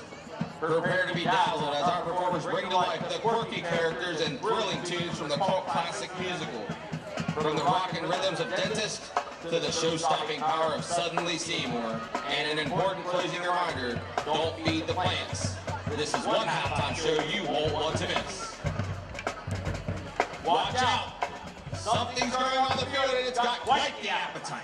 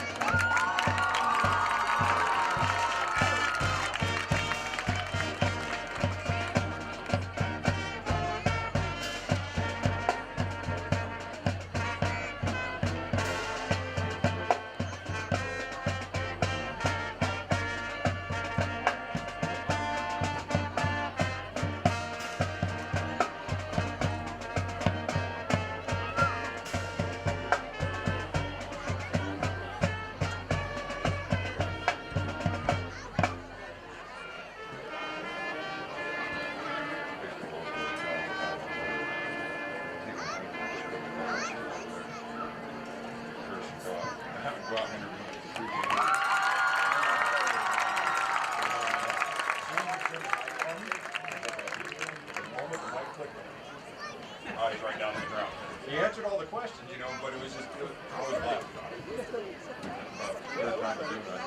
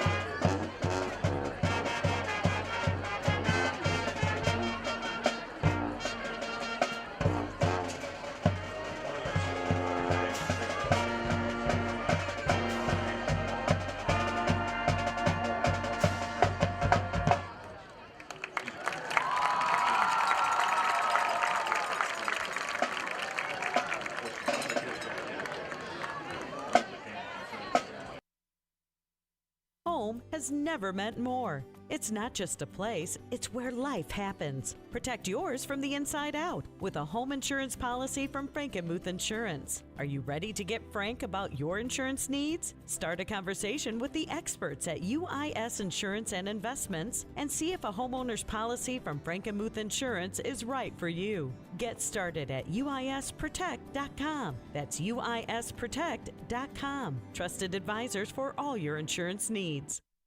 Hi, this is Jess Kirby from Starting Point Pregnancy and Family Resource Center. Starting Point is committed not only to life by supporting you in an unexpected pregnancy, but also providing free pregnancy tests, limited OB ultrasounds, STI and STD testing and treatment, and licensed counseling. We offer the Start Here program that is designed to answer your questions about pregnancy and parenting, and where you can earn points to shop in our client-exclusive Bump and Beyond boutique. All programs are completely free for everyone, no income restrictions or insurance required. Visit knoxstartingpoint.com to find your starting point today. At the Living Center in Mount Vernon, we provide active, carefree, and secure senior living. Our on-site restaurant and salon mean no more battling Mother Nature to enjoy a meal and feel and look good. Give us a call at 740-397-3897, visit us at thelivingcenter.net, or at 201 North Main Street in Mount Vernon and find us on social media. The Living Center is a Levering Management senior apartment community. What do you love most about the cooler weather? Snuggling under a warm blanket? Holidays with family? What about the flu? Not so much. Getting your flu shot at Conway's Danville Health Mart Pharmacy is the first line of defense in protecting you, your family, and the community. Get your flu shot today. Visit Conway's Danville Health Mart Pharmacy, your community Health Mart pharmacy at 14 East Main Street, Danville. Health Mart, taking the time to listen and care. Education is valuable, and at Mount Vernon Nazarene University, it's affordable too. Year after year, MVNU continues to be one of the most affordable four-year private schools in Ohio. Because of competitive financial aid awards, students are able to graduate with less debt. Did you know that MVNU has ranged in the top 5% best college for the money by College Factual for the past 3 years straight? Schedule a visit today with mvnu.edu/visit and see for yourself. At MVNU, the future is bright. Finally, I made the decision to retire at the end of the year. That's great. Unfortunately, I'm not in the position to make the move. I'm sure you've been planning on retirement and working with an advisor who meets with you regularly. If you're uncertain, they'll be able to calculate and at least give you an idea on a retirement date. Well, that's the problem. My advisor changes all the time, and they are not local, and it's difficult to find a time to meet. Have you ever thought about calling Spearman Financial Services? They're local, reliable, and embark on 30 years of servicing individuals and families with their financial needs. Well, I have heard their commercials, and they do provide no-cost financial consultations. I will give them a call and get my retirement plan back on track. Spearman Financial Services, financial plans that last a lifetime. Securities offered through Valmark Securities Incorporated, member FINRA, SIPC. Investment advisory services offered through Valmark Advisors Incorporated, SEC registered investment advisor. Spearman Financial Services is a separate entity from Valmark Securities Incorporated and Valmark Advisors Incorporated. Past performances cannot guarantee future results. One cannot invest directly in an index. And welcome back to action as the UIS postgame show comes up to a wrap here. Our score, Fredericktown 14, Utica 13. And Ron, it was an interesting way we got here. Yep, it all happened like this. 10:48 to go in the first quarter. Parker rips a 58-yard touchdown run, puts Fredericktown on the board for the first time, missed the extra point. And then they tried to do it again with a 30-yard line, a 59-yard touchdown run with 10:29 to go. Sipes was able to get it into the end zone. So great job there, but it just kind of flip-flopped in the second quarter. Second quarter, Haynes-McKinney connection for a 43-yard touchdown pass, put them on the board, made it 7-14 with 5:53 to go in the second quarter. And then with 5 seconds to go here in the second quarter, Hayes connected with McKinney for a 15-yard touchdown pass and puts him into the end zone, missed the extra point. We sit at 13-14 Fredericktown with the lead to start of the second half. And the official just reminded everybody of the penalty at the end of the first half, so that'll be enforced on this kickoff. So not only does Utica get the opportunity to go 2 for 1, they're going to have a great opportunity at returning this as they're going to set up shop to bring this back about their own 30-yard line. And I can tell you right now, the two return men for the Redskins, McKinney and Zeiske, are drooling at the mouth here to get their hands on this football and see if they can't take advantage of this short.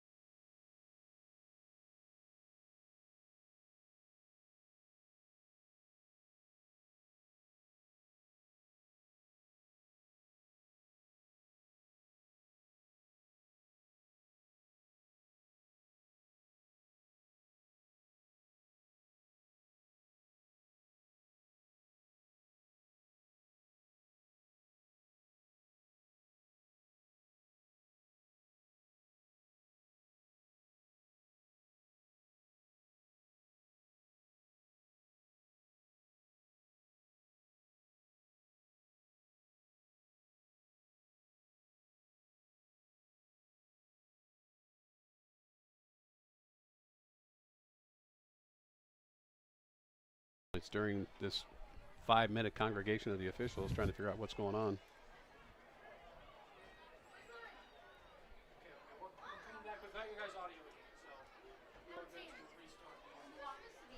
So the officials are talking this over. We apologize for that technical difficulty there. I think my big foot got in the way and stepped on some cords. But they're going to make them re-kick this. I think that's smart. You know, why not? They don't have a big kicker, so it's going to put them back at the, 20-yard line? Yep. To launch this. So, gosh, I mean, Utica should be on the other, inside the 50-yard line by when this is all over. And I wonder how many times you can do this. I think that kick was deliberately angled to the sideline for that particular reason of not giving them the returning ability here on the short field. The coach for Utica made a wise decision, makes them re-kick it. So Brake will have to do it again as the ball sets at the 20-yard line. McKinney and Zeiske are set up right about their own 45, and he's going to take it at the 40 as he steps back, comes up across the 50. He's inside the 50 down to the 44, and he'll get driven out of bounds. And he goes down there. The crowd's hoping for a little extra on that, but now we're talking and push, and this is where you don't want to be, is on the other team's sideline. No, wrong place to be when you're going to start pushing around. It's number 52 there for Fredericktown. Got a little aggressive. Camden Flutter. Officials were quickly in there to kind of separate them, as you saw, and more importantly, they got it under control. They didn't throw the flags. Come on, guys, let's get out here. Let's play ball. Exactly. So excellent field position here to start the second half for the Redskins as they come set at their own 46-yard line. Hayes with Hall in the backfield on his right-hand hip. He'll have 3 split out far side right, 1 to the near side left here in the Fort assignment. He's been quiet tonight. We'll see if he doesn't start making a little more action, as McKinney has had a heck of a game as well. And here we go. Flags and a false start.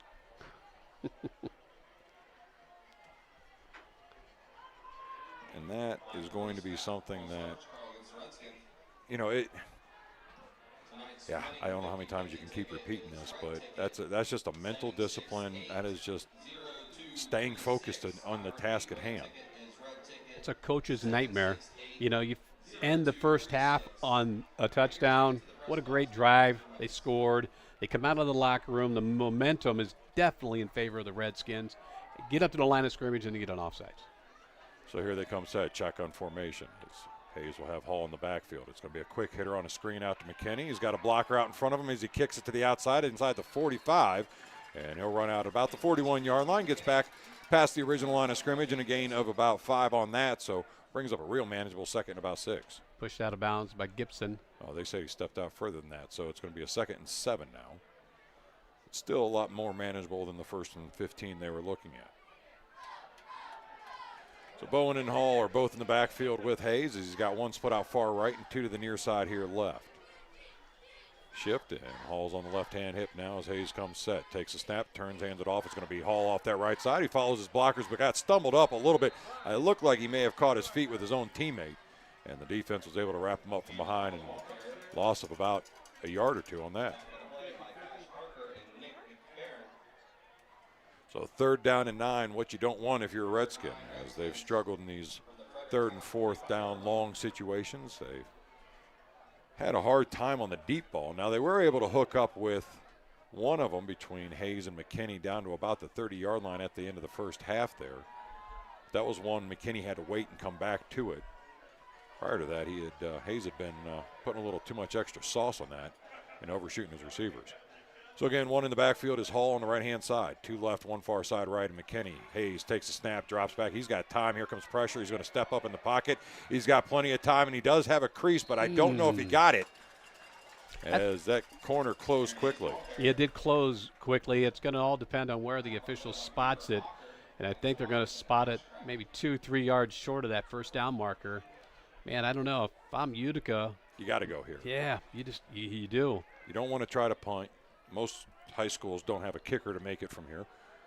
So, yeah, I think at this stage you just got to get your group together and make sure they understand exactly what you're attempting to do. I'll try to get too fancy here. Go with something that's worked for you, but we'll see now as it's 4th down and 2.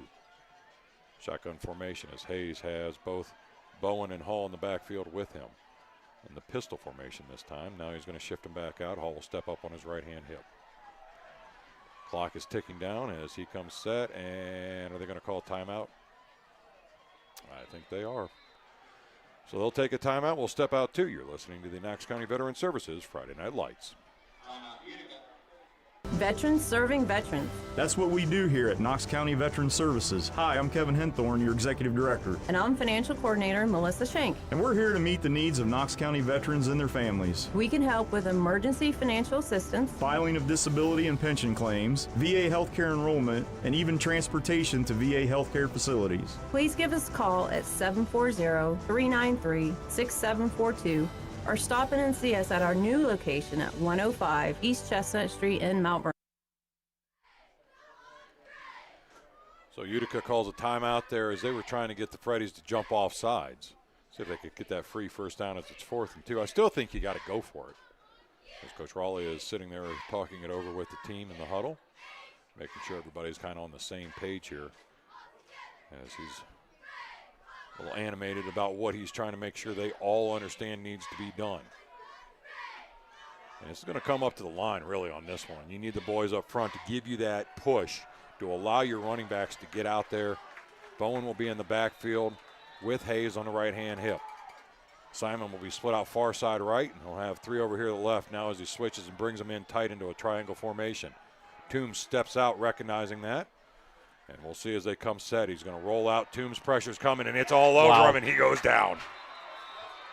They brought the house, and one-on-one coverage was left in the secondary, and the defenders were able to keep up, and that's a turnover on downs. Yeah, Cash Parker was the first one in, and then 2 other Fredericktown Freddies joined him, so that was a great defensive play by Fredericktown for sure. They get field position there just around the 43-yard, 42-yard line.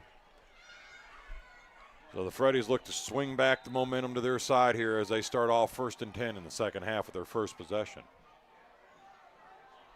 Back to the wing tee they go. Davis, Hannah, Parker. Parker in motion, gets the pitch, comes off that right side. He had a blocker there, but a good job by Hall is shedding that block and bringing him down for a short gain of 2. Yeah, Hall does a great job, man. His defensive pursuit is just fun to watch. So 2nd down and 9. Again, the Freddies very methodical in their approach on offense. Use the whole play clock. Not only does it kind of help keep your guys fresh a little bit, it also makes sure that your defense doesn't get overexposed.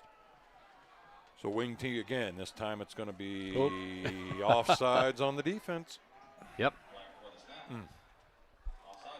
You know, and that's I have a feeling Sipes is probably using a very similar cadence, and they're usually going on 1 every single time. But every time he's moved it over to 2, the defense for Utica has been drawn offsides quickly. Well, Davis went in motion to the far, went into motion. The way he did it just really caught the defense. They were watching him, man, and they just jumped the line. So 2nd down and a manageable 4 as the ball rests at the 48-yard line, just shy of Utica territory. Sipes under center, Parker motion, Parker pitch, reversed is going to be to Davis. He's got it if he can get the corner, and he cannot. What a great job there defensively.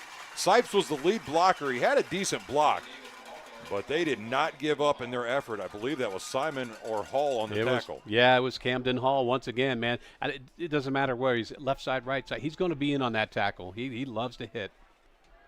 So that drops him back a little bit, makes it 3rd down. We'll call it about 6.5, maybe 7. Ball rests at the 45-yard line on the far side of the field as the Freddies look to the sideline for the play.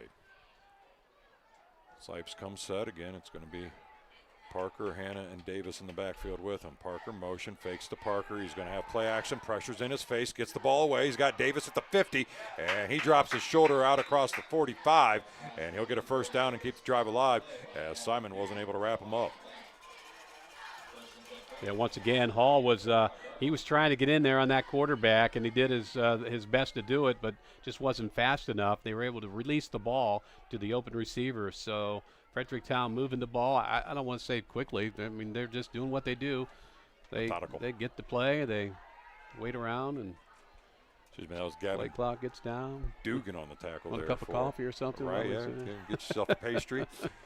So 1st and 10 as Davis in motion, gets the pitch, and he goes nowhere. Bowen did a great job along with Hall of wrecking that right side of the line and taking him down. So they're making good use of their coffee time as they get prepared for the play. And it's, again, you've seen it all season long with this defense for the Redskins. They've got some strong up-front players. They do a very good job of containing and keeping things under control until one play shows up, and then everything just kind of opens up, and it's usually a big hitter. First week they had an 80 and a 90-yard touchdown. Here they've had 30 and 40-plus yard runs. So 2nd down and 11 now. We'll see here what they come up with. Davis motion. He's going to fake the handoff as Sipes. He's going to drop back. Pressure's there. He gets his hand up to Hall, and I think that was enough to kind of mess the distance judgment up as they were looking for Gavin Toombs on the far sideline. Yeah, he was there a little bit, but I think trying to throw the ball when you're going backwards is a little harder than when you can set and deliver the pass.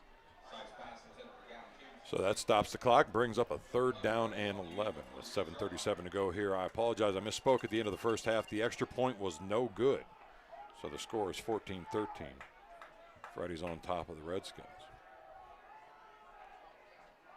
The play comes in from the sideline. They're back to the shotgun formation. Toombs, along with Davis, split out far side right.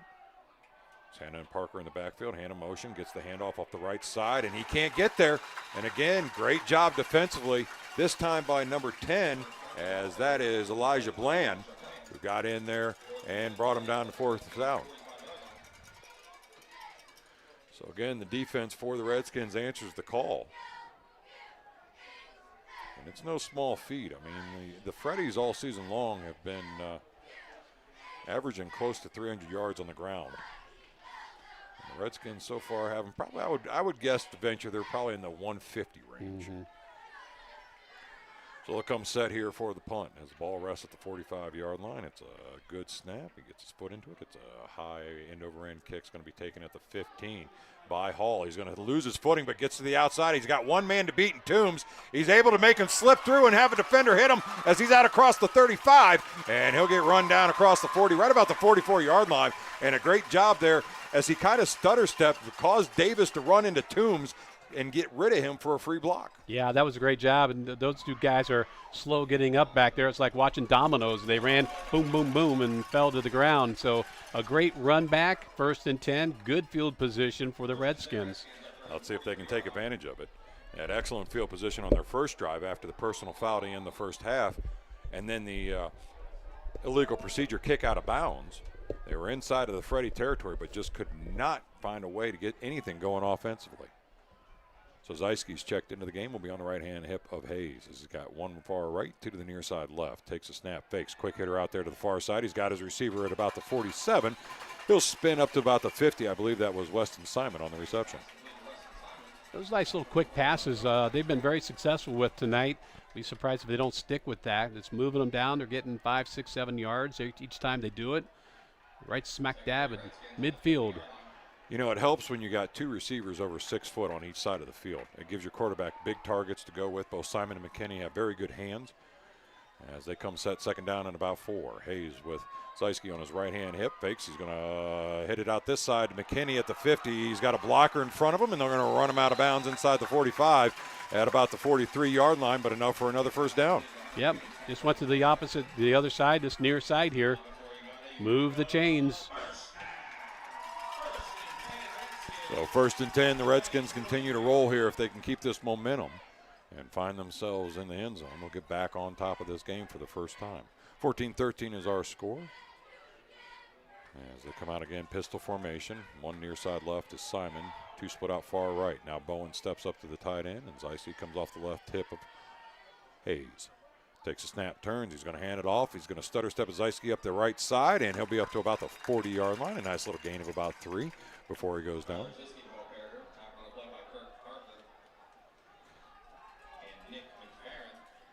And I noticed that number 71 has not come back into the game yet for the Freddies, as he is still on the sideline over there. So hopefully that young man, it's nothing major and it's more precautionary, as he is a big piece here for this defense and offense. So again, shotgun formation for Hayes, as Zysky is in the backfield with him, behind him right now. 2 right, 1 to the near side left. Now Zysky will step up on the left-hand side as Hayes comes set, looks over the defense. Pressure's coming up the middle. He's going to roll out to his left as Toombs is after him, and Toombs cannot wrap him around the heels, but he was able to slow him up enough for his teammates to get there. Maybe a gain of about a yard, as that was Cash Parker on the tackle. Yeah, kept them to 1 yard, so now once again, you know, if you're a Redskins fan, you're watching this. If you had some great plays, and not just kind of getting stuck as the defense for the Freddies is picking it up a little bit. And so 3rd and 6 is not what you want to see as a Redskin. They've struggled in these longer situations. As the play call comes into Hayes, he's going to send 2 far right, 1 to the near side left. Bowen will step up to the tight end, and Zysky will step on his right-hand hip. Looks like pressure may be coming. It is from linebackers. As he rolls to the right, he's going to look for Fisher, and it is intercepted. I believe so, as Gibson stepped right in front of that in anticipation and got the interception, and that is a big swing in the momentum. That's kind of as a secondary guy, you're going to take the gamble and you're going to step in front and hope for the best, and that time he was able to reel it in. So nice interception there by Fredericktown and Mr. Gibson there. So Utica offense will have to regroup. The defense back out, 1st and 10. Just a little over 4 minutes to go here in the third quarter of play. Calculated risk-reward moment right there. And Davis has shown on offense he's got that speed and he's got that ability to catch the ball. And he had confidence that his safety was back there to help him in case he couldn't get it. And he ended up paying off dividends with the interception. Odd shotgun formation here as Sipe is all alone in the backfield, but everybody is tight as he rolls out to the right, and there he's got it. He's going to go right back to, this time I believe, Davis. And he'll get it out across the 45 and be wrapped down right about the 47. It might be enough for a first down. I'll say about a yard shy. Yeah, if I'm thinking about it, that was really the first turnover of the game. It's second one? Yeah. Fumble in the first half by the right. Freddies. Yep.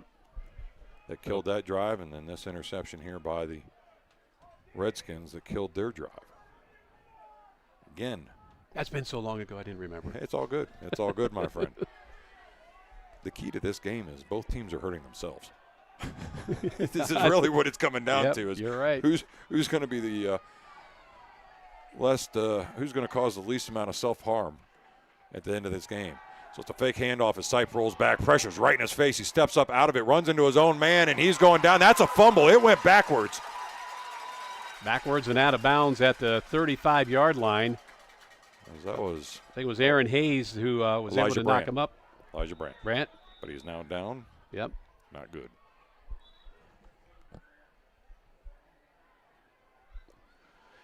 So as they run out to check on him, we are going to take a quick break too. You're listening to the Knox County Veteran Services Friday Night Lights.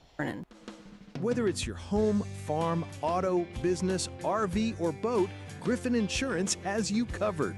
Located at 300 Coshocton Avenue in Mount Vernon, we've been protecting what matters most to Knox County for decades. Call 740-397-7488 today and experience the trusted local service you deserve. Griffin Insurance, coverage you can count on from people you know. Pizza Cottage in Mount Vernon is one of 11 pizza cottages in Ohio. They are among the nation's best performing pizzerias and ranked in Pizza Today. The finest ingredients is used daily. Treat your customers and employees like family and always give back to the community.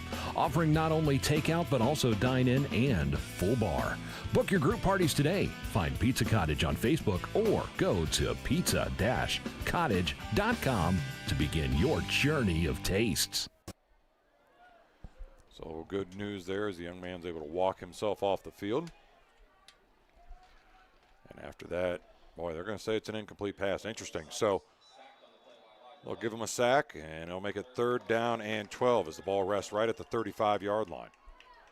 Shotgun formation, man in motion from left to right is Parker, who's going to fake the handoff. Sipes keeps it himself. We saw this in the first half. He's got speed if he can get away from you. And he was able to get across the 50 down to the 45 before Hall finally fell on his back. Yeah, he's got a little back ride there for a few yards too. So, boy, man, I'm impressed with that quarterback. He just takes off. Yeah, he's explosive speed. It's the acceleration factor that really causes problems for a lot of these defenders as they try to keep him contained. So a fresh set of downs. The 1st and 10 as they're inside Utica territory. Shotgun formation as he's got one left, one to the right. And Sipes looks over that defense. Sends a man in motion. Parker from left to right. Fakes the snap, hands it off, or fakes the handoff, goes off the right side. And he'll get forward for about 2 yards before he falls down. It looks like we may have another hurt player for the Freddies. Yeah, looks like number 54, Wyatt Todd, not getting up. That is another big blow. Second lineman here for the Freddies as he's down and looks to be in a decent amount of pain. So this may take a little bit, and we will step out too as you are listening to the Knox County Veteran Services Friday Night Lights.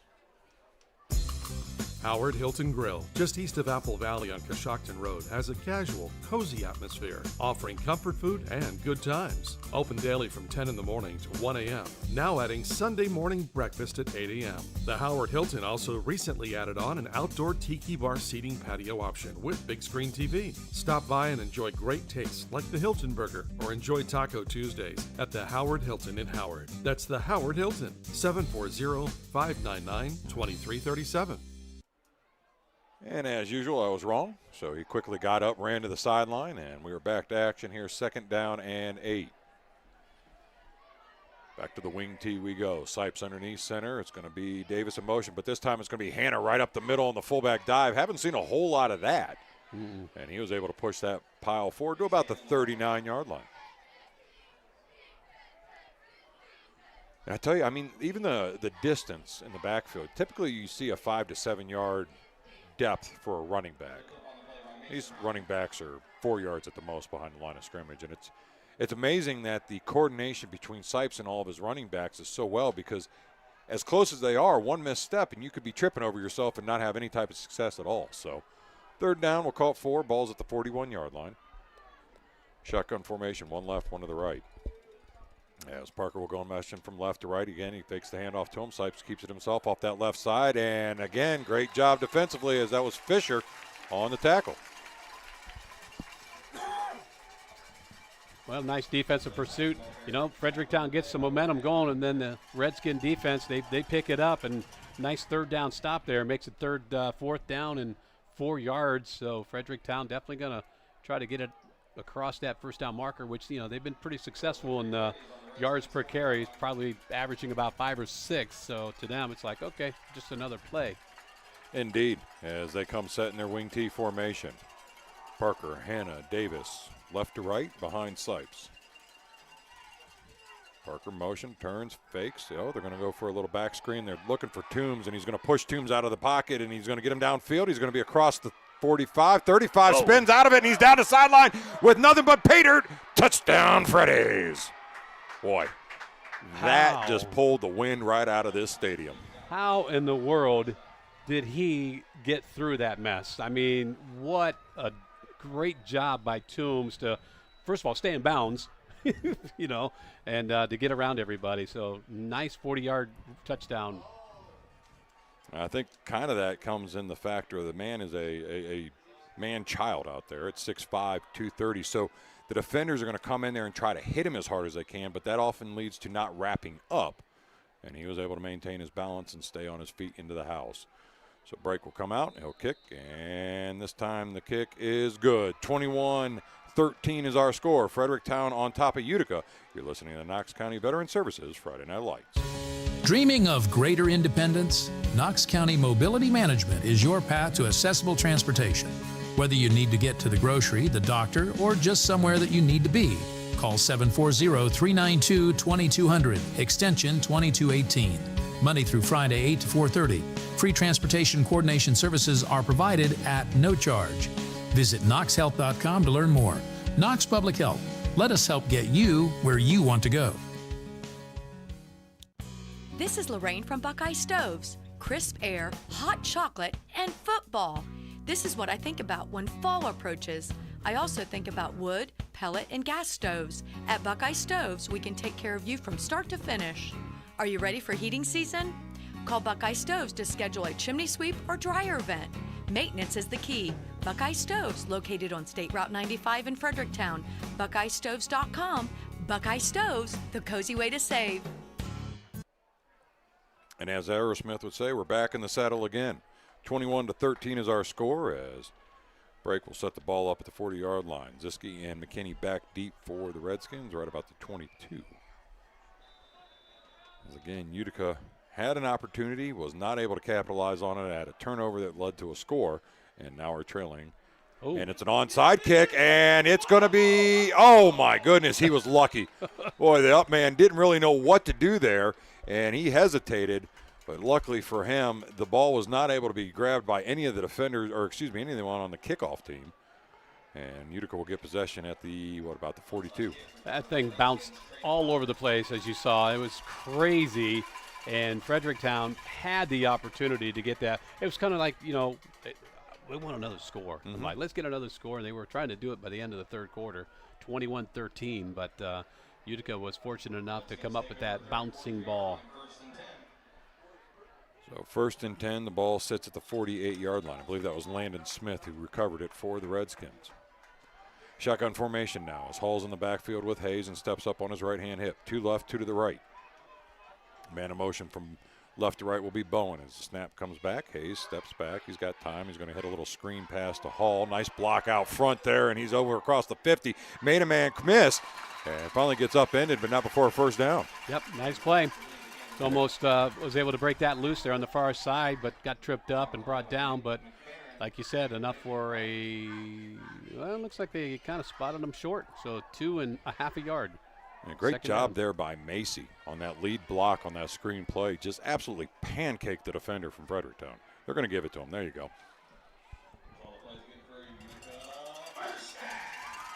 So it keeps the drive alive as they're now in the Freddy's territory. And if they can answer here, that'll be good. But you're down to 12 seconds. So you got to have a little urgency in here as clock is ticking in the third quarter.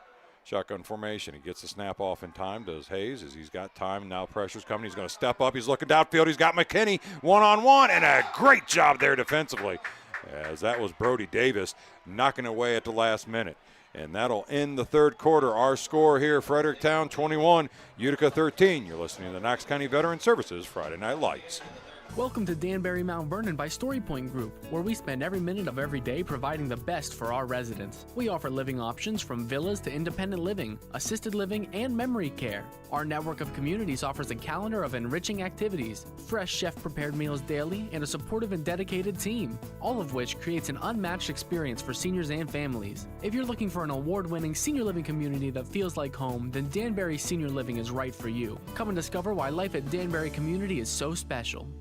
Hi, this is Jess Kirby from Starting Point Pregnancy and Family Resource Center. Starting Point is committed not only to life by supporting you in an unexpected pregnancy, but also providing free pregnancy tests, limited OB ultrasounds, STI and STD testing and treatment, and licensed counseling. We offer the Start Here program that is designed to answer your questions about pregnancy and parenting, and where you can earn points to shop in our client-exclusive Bump and Beyond boutique. All programs are completely free for everyone, no income restrictions or insurance required. Visit knoxstartingpoint.com to find your starting point today. There's something magical about fall at Velvet's Ye Old Mill. Crisp air, changing leaves, and the sweet taste of our delicious ice cream. But don't wait. The season wraps up at the end of October, and so do our scoops. High school athletes, wear your team jersey and score 50% off a single dip scoop in a sugar or cake cone or bowl. Come make one more memory before the season ends. Velvet's Ye Old Mill, where every scoop is a tradition worth savoring. And we come back into action there as Hayes tried to hook up with McKinney on a wide receiver screen to the outside. And a good job there by Gavin Toombs getting his hands up and knocking the incomplete pass down and bringing up a 3rd and 10. So big down here for the Redskins with 11:55. The fourth quarter just starting, trailing 21-13.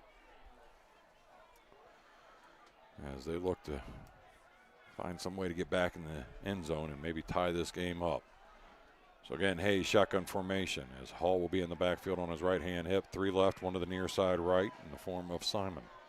Takes a snap, does Hayes. Pressure's coming right up the middle on the screen, and Hall gets it. He's got one man to beat. Is he able to? He is. He's able to get a block again inside the 30. He's going to be down to the 25 and upended there. Good job defensively of tackling him, but a great play for a first down by Hall. Yeah, Jonathan Ashcraft was able to get in there and knock him down. Otherwise, it was going to be a touchdown. Flag. And either way you look at it, yes.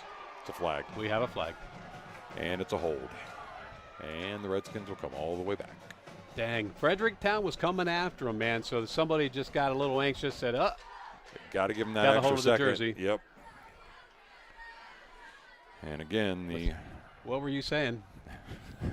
Just can't get out of their own ways. They can't. Both teams. They can't. Yep. They had such momentum going, man. That was a great play, and that that flag brings them all the way back to the 43-yard line. You would have been inside the 25 with the 1st and 10, and now you're looking at 3rd and 19 from your own 43. You just can't keep overcoming it all game long. You know, maybe 1 or 2, but if you just keep doing it, it's going to be so difficult to get yourself out of that hole.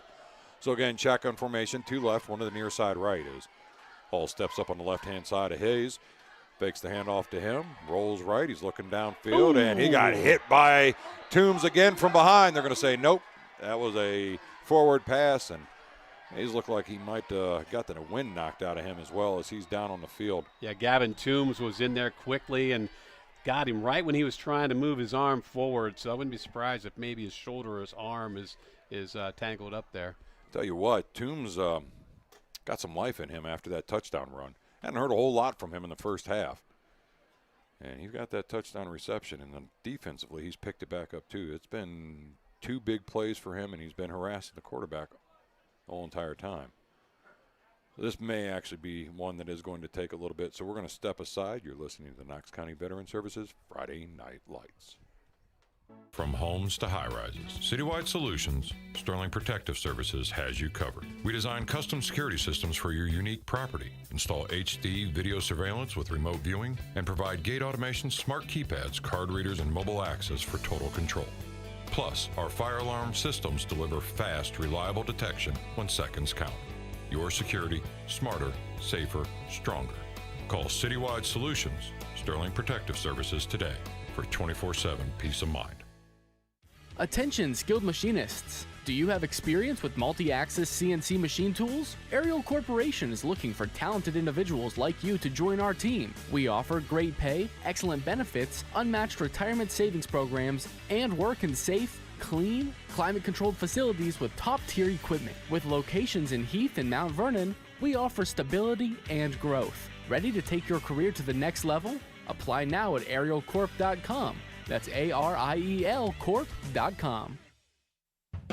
Country Court Skilled Nursing and Rehabilitation Center lets you experience the heart of caring with skilled nursing and therapy for after surgery. We also provide outpatient therapy for those able to return home. Give us a call at 740-397-4125. Visit us at 1076 Coshocton Avenue, countrycourt.com, and find us on social media. Country Court is a Levering Management Skilled Nursing Center.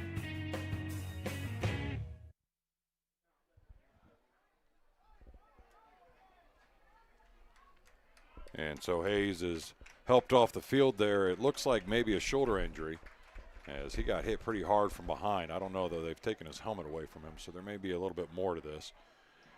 And that is going to bring up a 4th down, and that is a huge loss for the Redskins to have your starting quarterback go down, especially at this stage of the game in the 4th quarter. So hopefully the young man's okay and able to get back out there quickly, but it does not look like it. So McKinney will be back to do the punting duties. As he'll get his right foot into it. It's going to be a nice end-over-end kick. It's going to bounce at about the 15, take a Utica bounce to the 12. It'll be picked up there. There's a block in the back, so whatever happens here isn't going to really matter, as Eiske got blocked in the back by Parker, and that'll be a 10 to 15-yard penalty from the spot.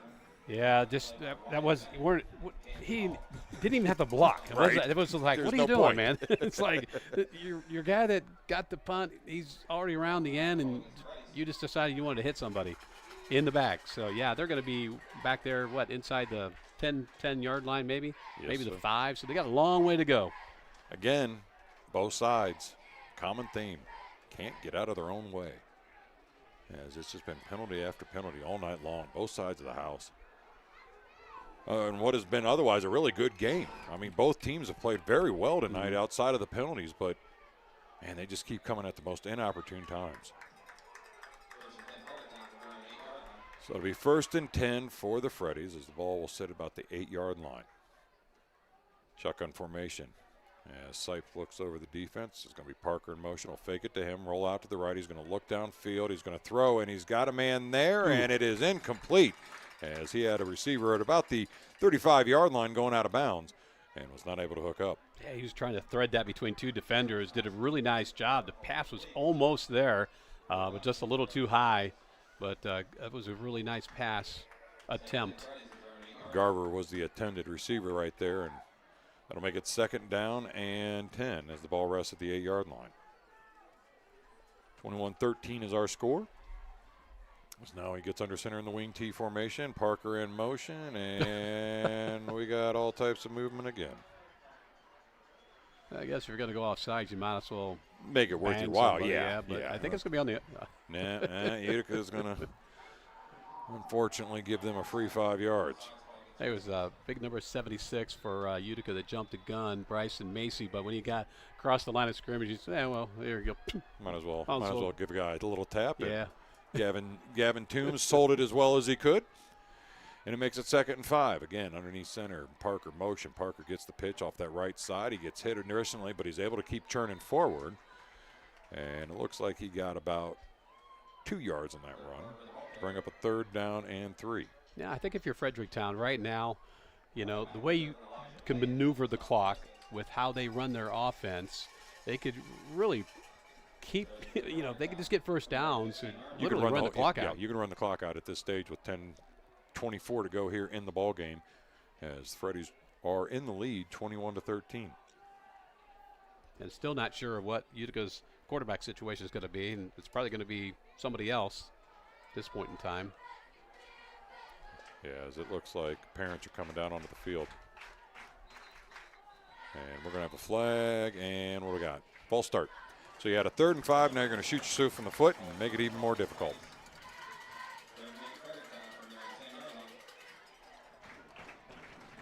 So they will march the ball back. 5, and it'll make it 3rd down and 8. I'd like to thank some of our sponsors, the Living Center Senior Living Apartment Community, the County Court Skilled Nursing, Mr. Water Heater Guy, Velvet Ice Cream, Conway's Danville Pharmacy, Ariel Corporation, Citywide Solutions, Knox Public Health, Mobility Management.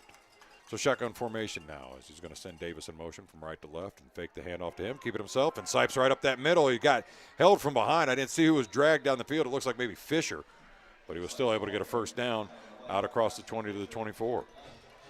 Trying to watch the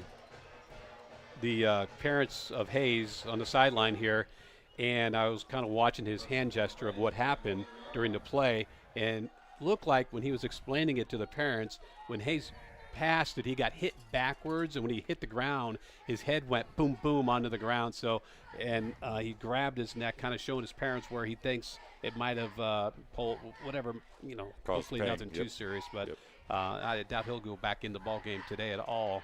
But hopefully he'll be able to recover quickly. So we'll see how that plays out. It's another first down for the Freddies. Wing T formation, ball sitting at the 24-yard line. Parker's going to go in motion, get the pitch off that right side. He'll get hit initially and get about a yard or two before he's dragged back down. Bring up a 2nd down. Mind you to stick around after the game for the Starting Point in Knox County post-game shows. We will bring you the Peach Cottage player of the game.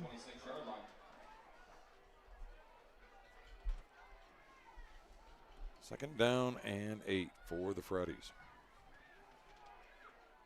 They are doing an amazing job of using every second of this clock they possibly can all game long. It's deliberate, it's intentional, it's effective, but when you're broadcasting the game, it makes it hard to fill the spots between where the plays come in, because you can only say so much for so long. So again, a wing T formation for the Freddies. As again, he's just taking his time, making sure he knows where they're at on the play clock. It's going to be a man in motion off that right side. I believe that is Eichelberg, or excuse me, number 19 on that carry was Aiden Ebersol. And he'll get about 4 or 5 yards on that carry, bring up a 3rd down. And we got another player for Utica hopping off the field. That is not good. Yeah, it looked like Wyatt McInturf. Number 9. Hopping off the of number 9. I think that's Jackson Hampshire. Jackson Hampshire, and he is in some serious pain, falling into his coach there. Doesn't look like he can put any weight on that knee. Boy, that's another loss, and that's a great family, the Hampshires. I've known them for a while. They've got 2 wonderful boys and a wonderful daughter that plays on the golf team with my daughter, and you hate to see that poor man in pain. 3rd down and 3 now. As they come set, it's going to be Davis in motion. He's going to get the pitch. He's going to go off that left side. He hits the line hard, but it looks like he got bounced back pretty good. We'll see what they give him momentum on the front, and they're going to say forward progress does get past the line again, and another first down. Very generous spot. Yeah. 1st down and 10 now for Fredericktown, and they have just been methodically maneuvering the clock It's called clock management. When you're up 21-13, you know, Utica's got 2 men down on the sidelines, and Fredericktown's young man went down early in the first half, so hopefully he's okay. And you just hope that they're able to bounce back and get ready for next Friday and recover from whatever injuries they may be dealing with. So 1st and 10 for the Freddies. We've got 6:50 to go here in the ball game. 21-13 is our score. The Freddies on top and looking to seal the deal here as they come set. T formation. Davis motion. It's going to be a quick handoff to Hannah up the middle, and the fullback dive is going to keep the pile pushing up to the 40-yard line. And there the scrum will come to a stop, and the momentum will say about the 41. A gain of 7 on second down. Keep moving, keep moving, keep moving. Mm-hmm. Always move forward, as they say. The Freddies are doing an amazing job of that.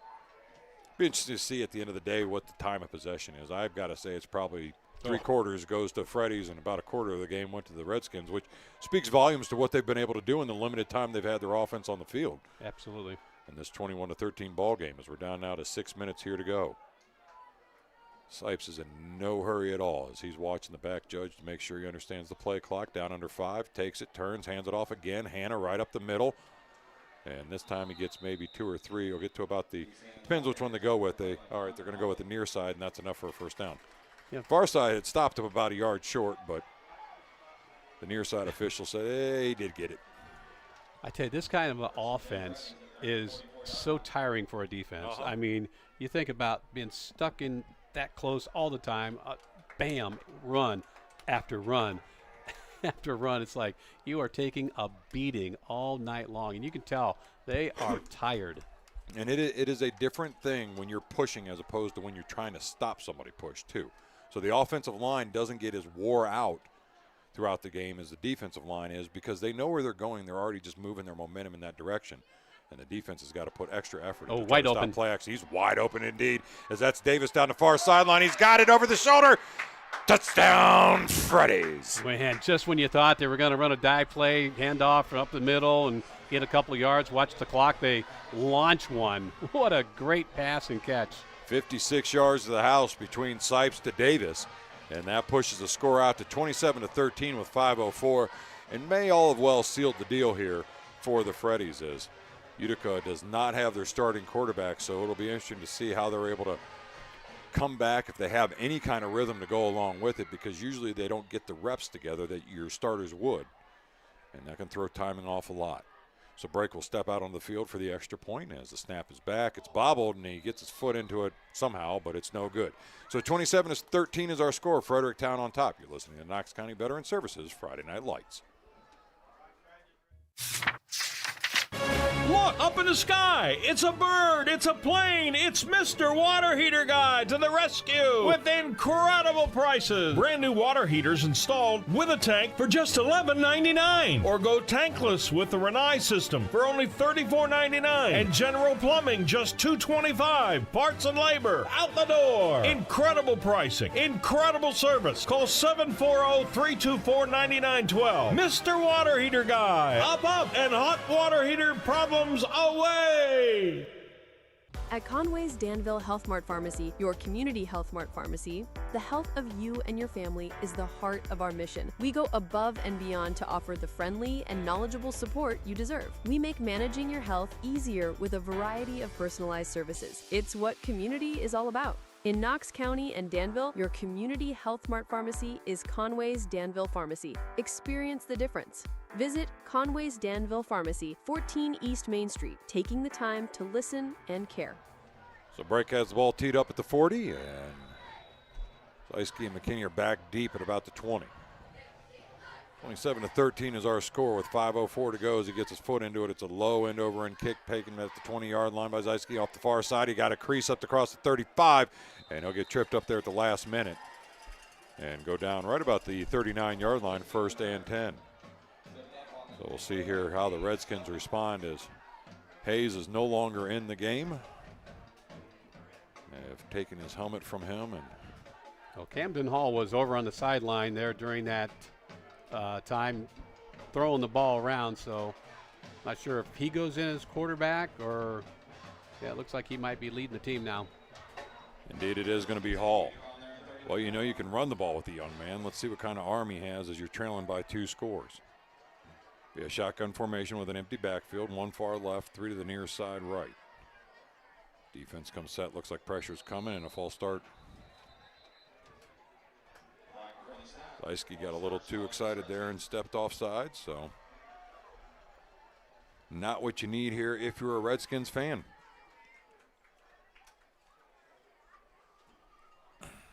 That is just one of those things that you got to find a way to clean that up somehow.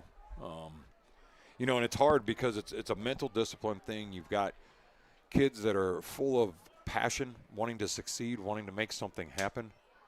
And in the young man's mind, it oftentimes can get you confused on where the count is. You try to sneak something in and you get caught. So again, shotgun formation, 3 left, 1 to the right. His pressure's coming up the middle. Hall's going to roll left, and he's going to get it away. And I thought McKinney brought that in one-handed, but he was not able to, as there was about 3 or 4 defenders on top of him as Hall was getting hit. Not only did that hit McKinney, but it was right in the hands of Parker, too, from Fredericktown. And he's just like, opportunity lost for an interception there by Parker. So I don't know if our camera guy can one of these times during plays zoom in on those kids over there. It must be brought to you by, baby powder. Johnson & Johnson. Johnson baby powder. They have been throwing that around all game long. They are just – They've been doing it before the game, and I tell you, I know one of my daughters is not. Both of them are over there, and if my one coming home with me is covered, she's going to be walking. Shotgun formation. Hall's got pressure coming. He's got a nice little kind of shuttle pass there to Bowen, and Bowen was able to pick up 5 yards to get back to the original line of scrimmage. But unfortunately, Hall both times has been running for his life. I've seen some really big hits here in the closing minutes of the fourth quarter. Fredericktown defense, they're fired up. So 3rd and 10 here with 4:23 to go in the ball game. 27-13 is our score. Fredericktown on top, and the Redskins have suffered some injury bugs. Lost Hayes last series, and penalties on top of that have really kind of determined how their success has gone. Hall is going to take the snap. It's going to be a quarterback keeper. He's going to cut back against the grain. He's going to make a man miss across the 50, and that's what the young man can do, as he is a brilliant runner with a lot of will and determination, and he picked up that first down inside Freddie territory. Quickly to the line of scrimmage they go. Yeah, just like on defense, he's able to spot where the ball was going to be. Now he's got the ball. He knows where to go with it, so he does a really nice job. So shotgun formation again, keeps it again. He's going to take it up the middle. He's going to make a man miss. And Gavin Toombs was the first one there, but the support showed up, wrapped him up for a gain of 3. Yeah, Noah Shannon there for Fredericktown. Makes it 2nd down and 7. Clock continues to roll down to 3:28. Utica not really in as much of a hurry as you would think, being down 2 scores, especially with the way that Freddies can just eat time off the clock. Shotgun formation. Bowen in the backfield. 2 left, 2 to the right, and he's false start again. Well, they might also be thinking maybe get this 3 minutes over with and keep everybody uninjured. Couple men down. And don't want to risk getting too many more injuries potentially. But once again, they go backwards. So they get 2nd down and 12 as the ball moves back to the 50-yard line inside Utica territory. Mind you, stick around after the game for the Pizza Cottage Player Game on the Knox County Starting Point postgame show. Shotgun formation, 2 left, 2 to the right, as pressure looks like it's coming from the Freddies. Hall steps back, Toombs in his face, pumps fakes, gets around him. Now he's looking back. We got a flag on the far side, by the way, as Hall takes off. Toombs comes from behind and wraps him up. I tell you what, that touchdown brought some life to Toombs, as he has been an absolute menace ever since then on defense. Yeah, he was. He missed him, then he literally regrouped, went back, and still made the tackle. And we're going to have another penalty on Utica. Good grief. Imagine that.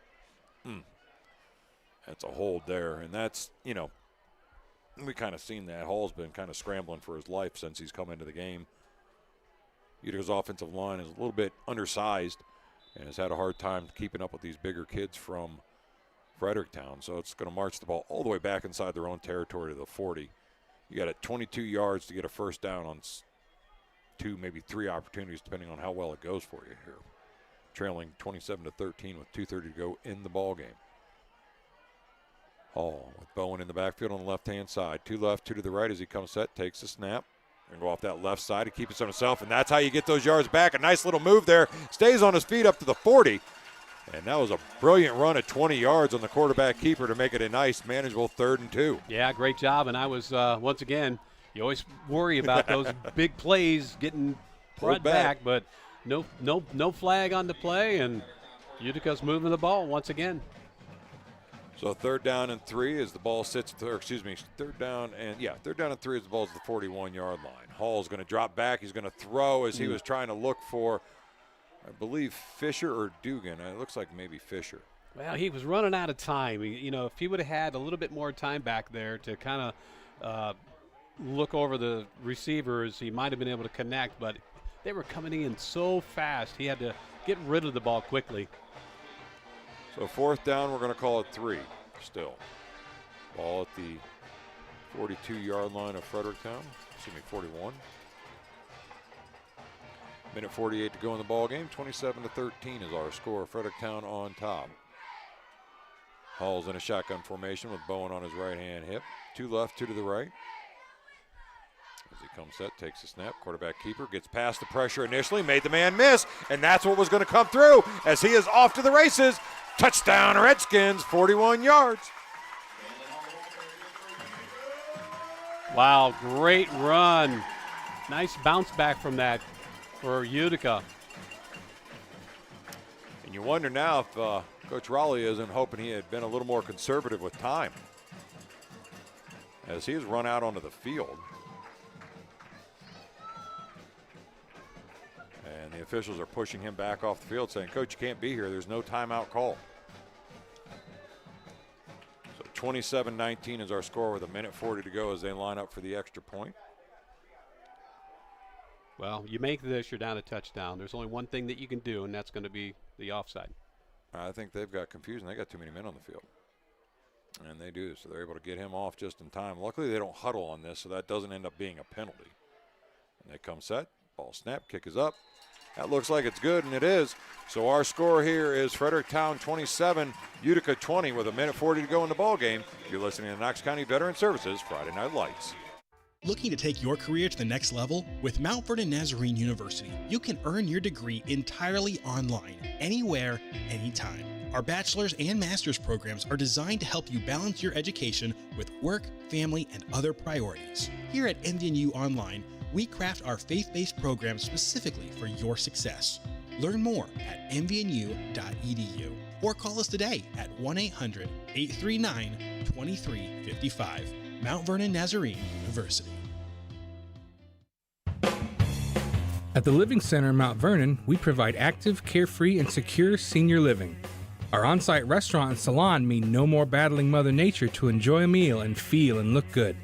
Give us a call at 740-397-3897, visit us at thelivingcenter.net, or at 201 North Main Street in Mount Vernon and find us on social media. The Living Center is a Levering Management senior apartment community. Welcome back in as we get set here for the final minute 40 seconds to go. Utica trailing Fredericktown 27-20 as they just punched it in on a 41-yard run by Hall on the quarterback keeper as he has stepped in to replace the injured starting quarterback Hayes, who went down on a hard hit from behind by Gavin Toombs. So Bowen is going to be kicking this off, and he's going to be angling for an onside kick as they've got all their hands on the far side of the field. He approaches it, and it's, that ball's live, and they can pick it up and run with it. So you got to do something there. It should be an illegal procedure because we touched it before it went 10 yards. But, man, they're lucky Fredericktown didn't recognize that, pick it up and go. That ball went 2 yards. Yeah, that's you know, and I don't know how much they practice that. Obviously, he's not their main kicker. He doesn't do the kickoffs. Bowen is stepping in to try to help, and it just, unfortunately for him, didn't go the way he had hoped. Well, that's not what you wanted, though. I mean, they had the opportunity to do a successful onside kick, and if they would get it, they had the opportunity with a minute 40 to go down and tie the game up.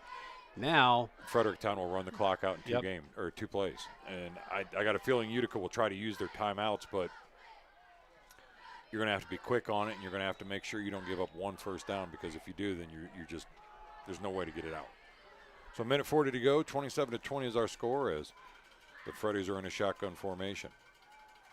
Sipes sends Parker in motion as he takes a snap, fakes the handoff to him, follows him off that right side. He's got the corner, he's got the crease, and he is up to about the 44-yard line, or excuse me, 46-yard line before he goes down.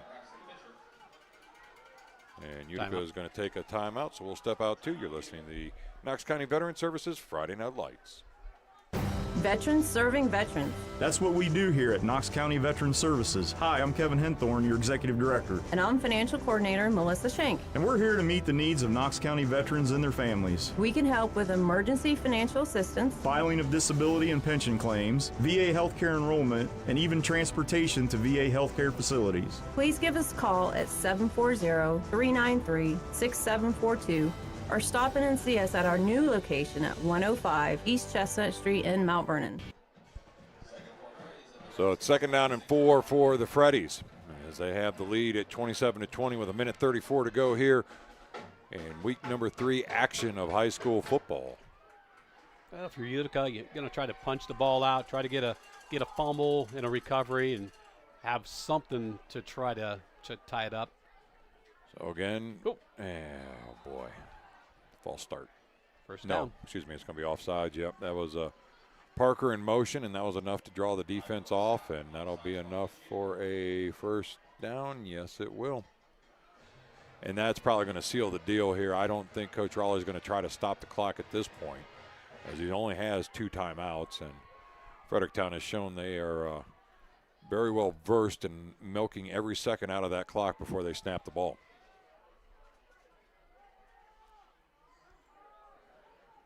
Turns, and we got a penalty, and it's going to be a false start on Fredericktown.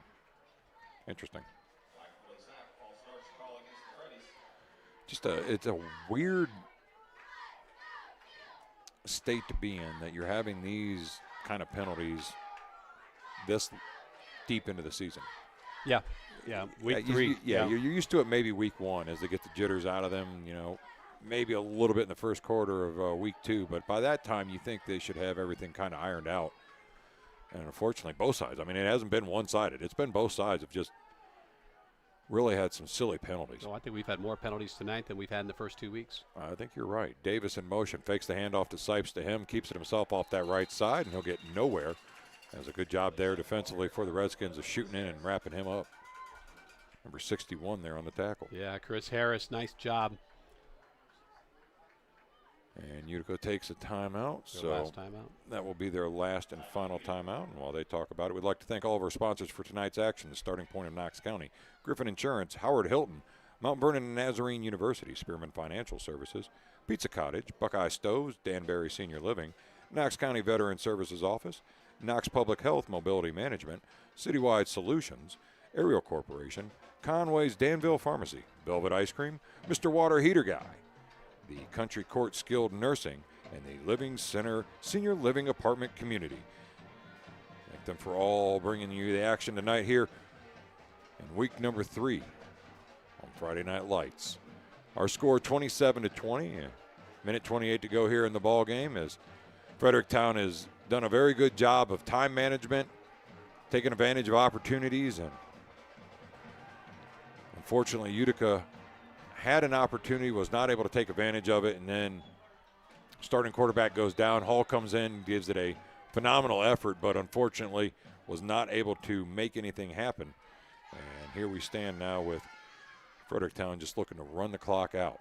Motion is going to be from left to right. That's Davis. Sipes snap, takes it. Going to be a quarterback keeper off that right side, and he's got the corner. He's got the crease, a spin move, and he'll finally get caught from behind. But now before he gets down inside the 20 into the red zone, and that was just a nice play there by him. One, recognizing where he was on the sideline and getting away from it so the clock didn't stop. And then a nice little spin move to get out as he was able to pick up that first down, move it inside the 20-yard line. Clock stops for the chain movement, but once they get in place, they'll rewind it and kick it in gear. Mind you, again, next week it'll be Fredericktown traveling to Cardington. And we will be covering, Ron and I will be covering Mount Vernon as they play host to Johnstown. So the Freddies are going to line up in a victory formation. And they are going to continue to Just let the clock go down as far as they can before they have to snap the ball. They should only have to do this once more, maybe. Oh, we got a little extracurricular activity going on. It's getting a little chippy. I noticed that on the last play. As it got a little chippy towards the end. I can understand it. The frustrations are welling up. Utica played a pretty good game, both offensively and defensively. Defensively, they played a really good game, to be honest. Yeah, I was thinking about that. Both teams really played very well, both offense, defense. You know, where it hurt Utica the most are the penalties. Yep. I mean, they would get 2 or 3 good plays, and then all of a sudden they get, tagged for a 5-10-yard penalty or whatever. So they kind of hurt themselves in that manner. But, if they clean that up, I mean, they have to clean that up moving forward. Yeah. You don't have a choice. You got to clean it up. They do, and that's going to be into the ball game. And what it hurts here is Fredericktown's ability to manage that clock. They can just grind it out. So you have such limited opportunities, and when you have the penalties that take those away, that's what allows the team to get the victory. So our final score here, Fredericktown 27, Utica 20. Stick around for the Knox County Starting Point postgame show on the Knox County Veteran Services Friday Night Lights. Hey, football fans, as we cheer on our teams this season, let's talk about a crucial support team right here in Mount Vernon. At Starting Point Pregnancy and Family Resource Center, we're here to support you through every decision, just like a coach guides you through the big game. Whether it's about pregnancy testing or exploring your options, Starting Point is all about giving you the information and support you need. Just like every play counts on the field, every choice you make for your life matters. For more information, visit knoxstartingpoint.com. Knox Starting Point, you have more choices than you think. Pizza Cottage in Mount Vernon is one of 11 pizza cottages in Ohio. They are among the nation's best performing pizzerias and ranked in Pizza Today. The finest ingredients is used daily. Treat your customers and employees like family and always give back to the community. Offering not only takeout but also dine-in and full bar. Book your group parties today. Find Pizza Cottage on Facebook or go to pizza-cottage.com to begin your journey of tastes. Welcome to the Knox County Starting Point postgame show. Our final score here, Fredericktown 27, Utica 20. And Ron, how did we get to this point? Well, it all started in the first quarter. 10:48 to go in the first quarter.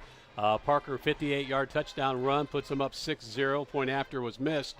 And then once again, a 30-yard line. They had a 59-yard touchdown run. Sipes, once again, with around 10:29 to go. So that put them up 14-0 in the first quarter of play.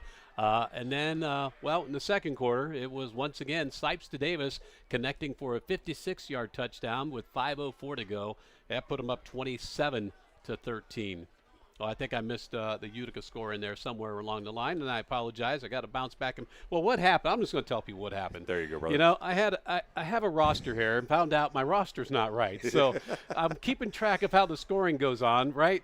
And then I'm like, all my numbers and names don't match up, so I decided that I'm just going to get rid of it.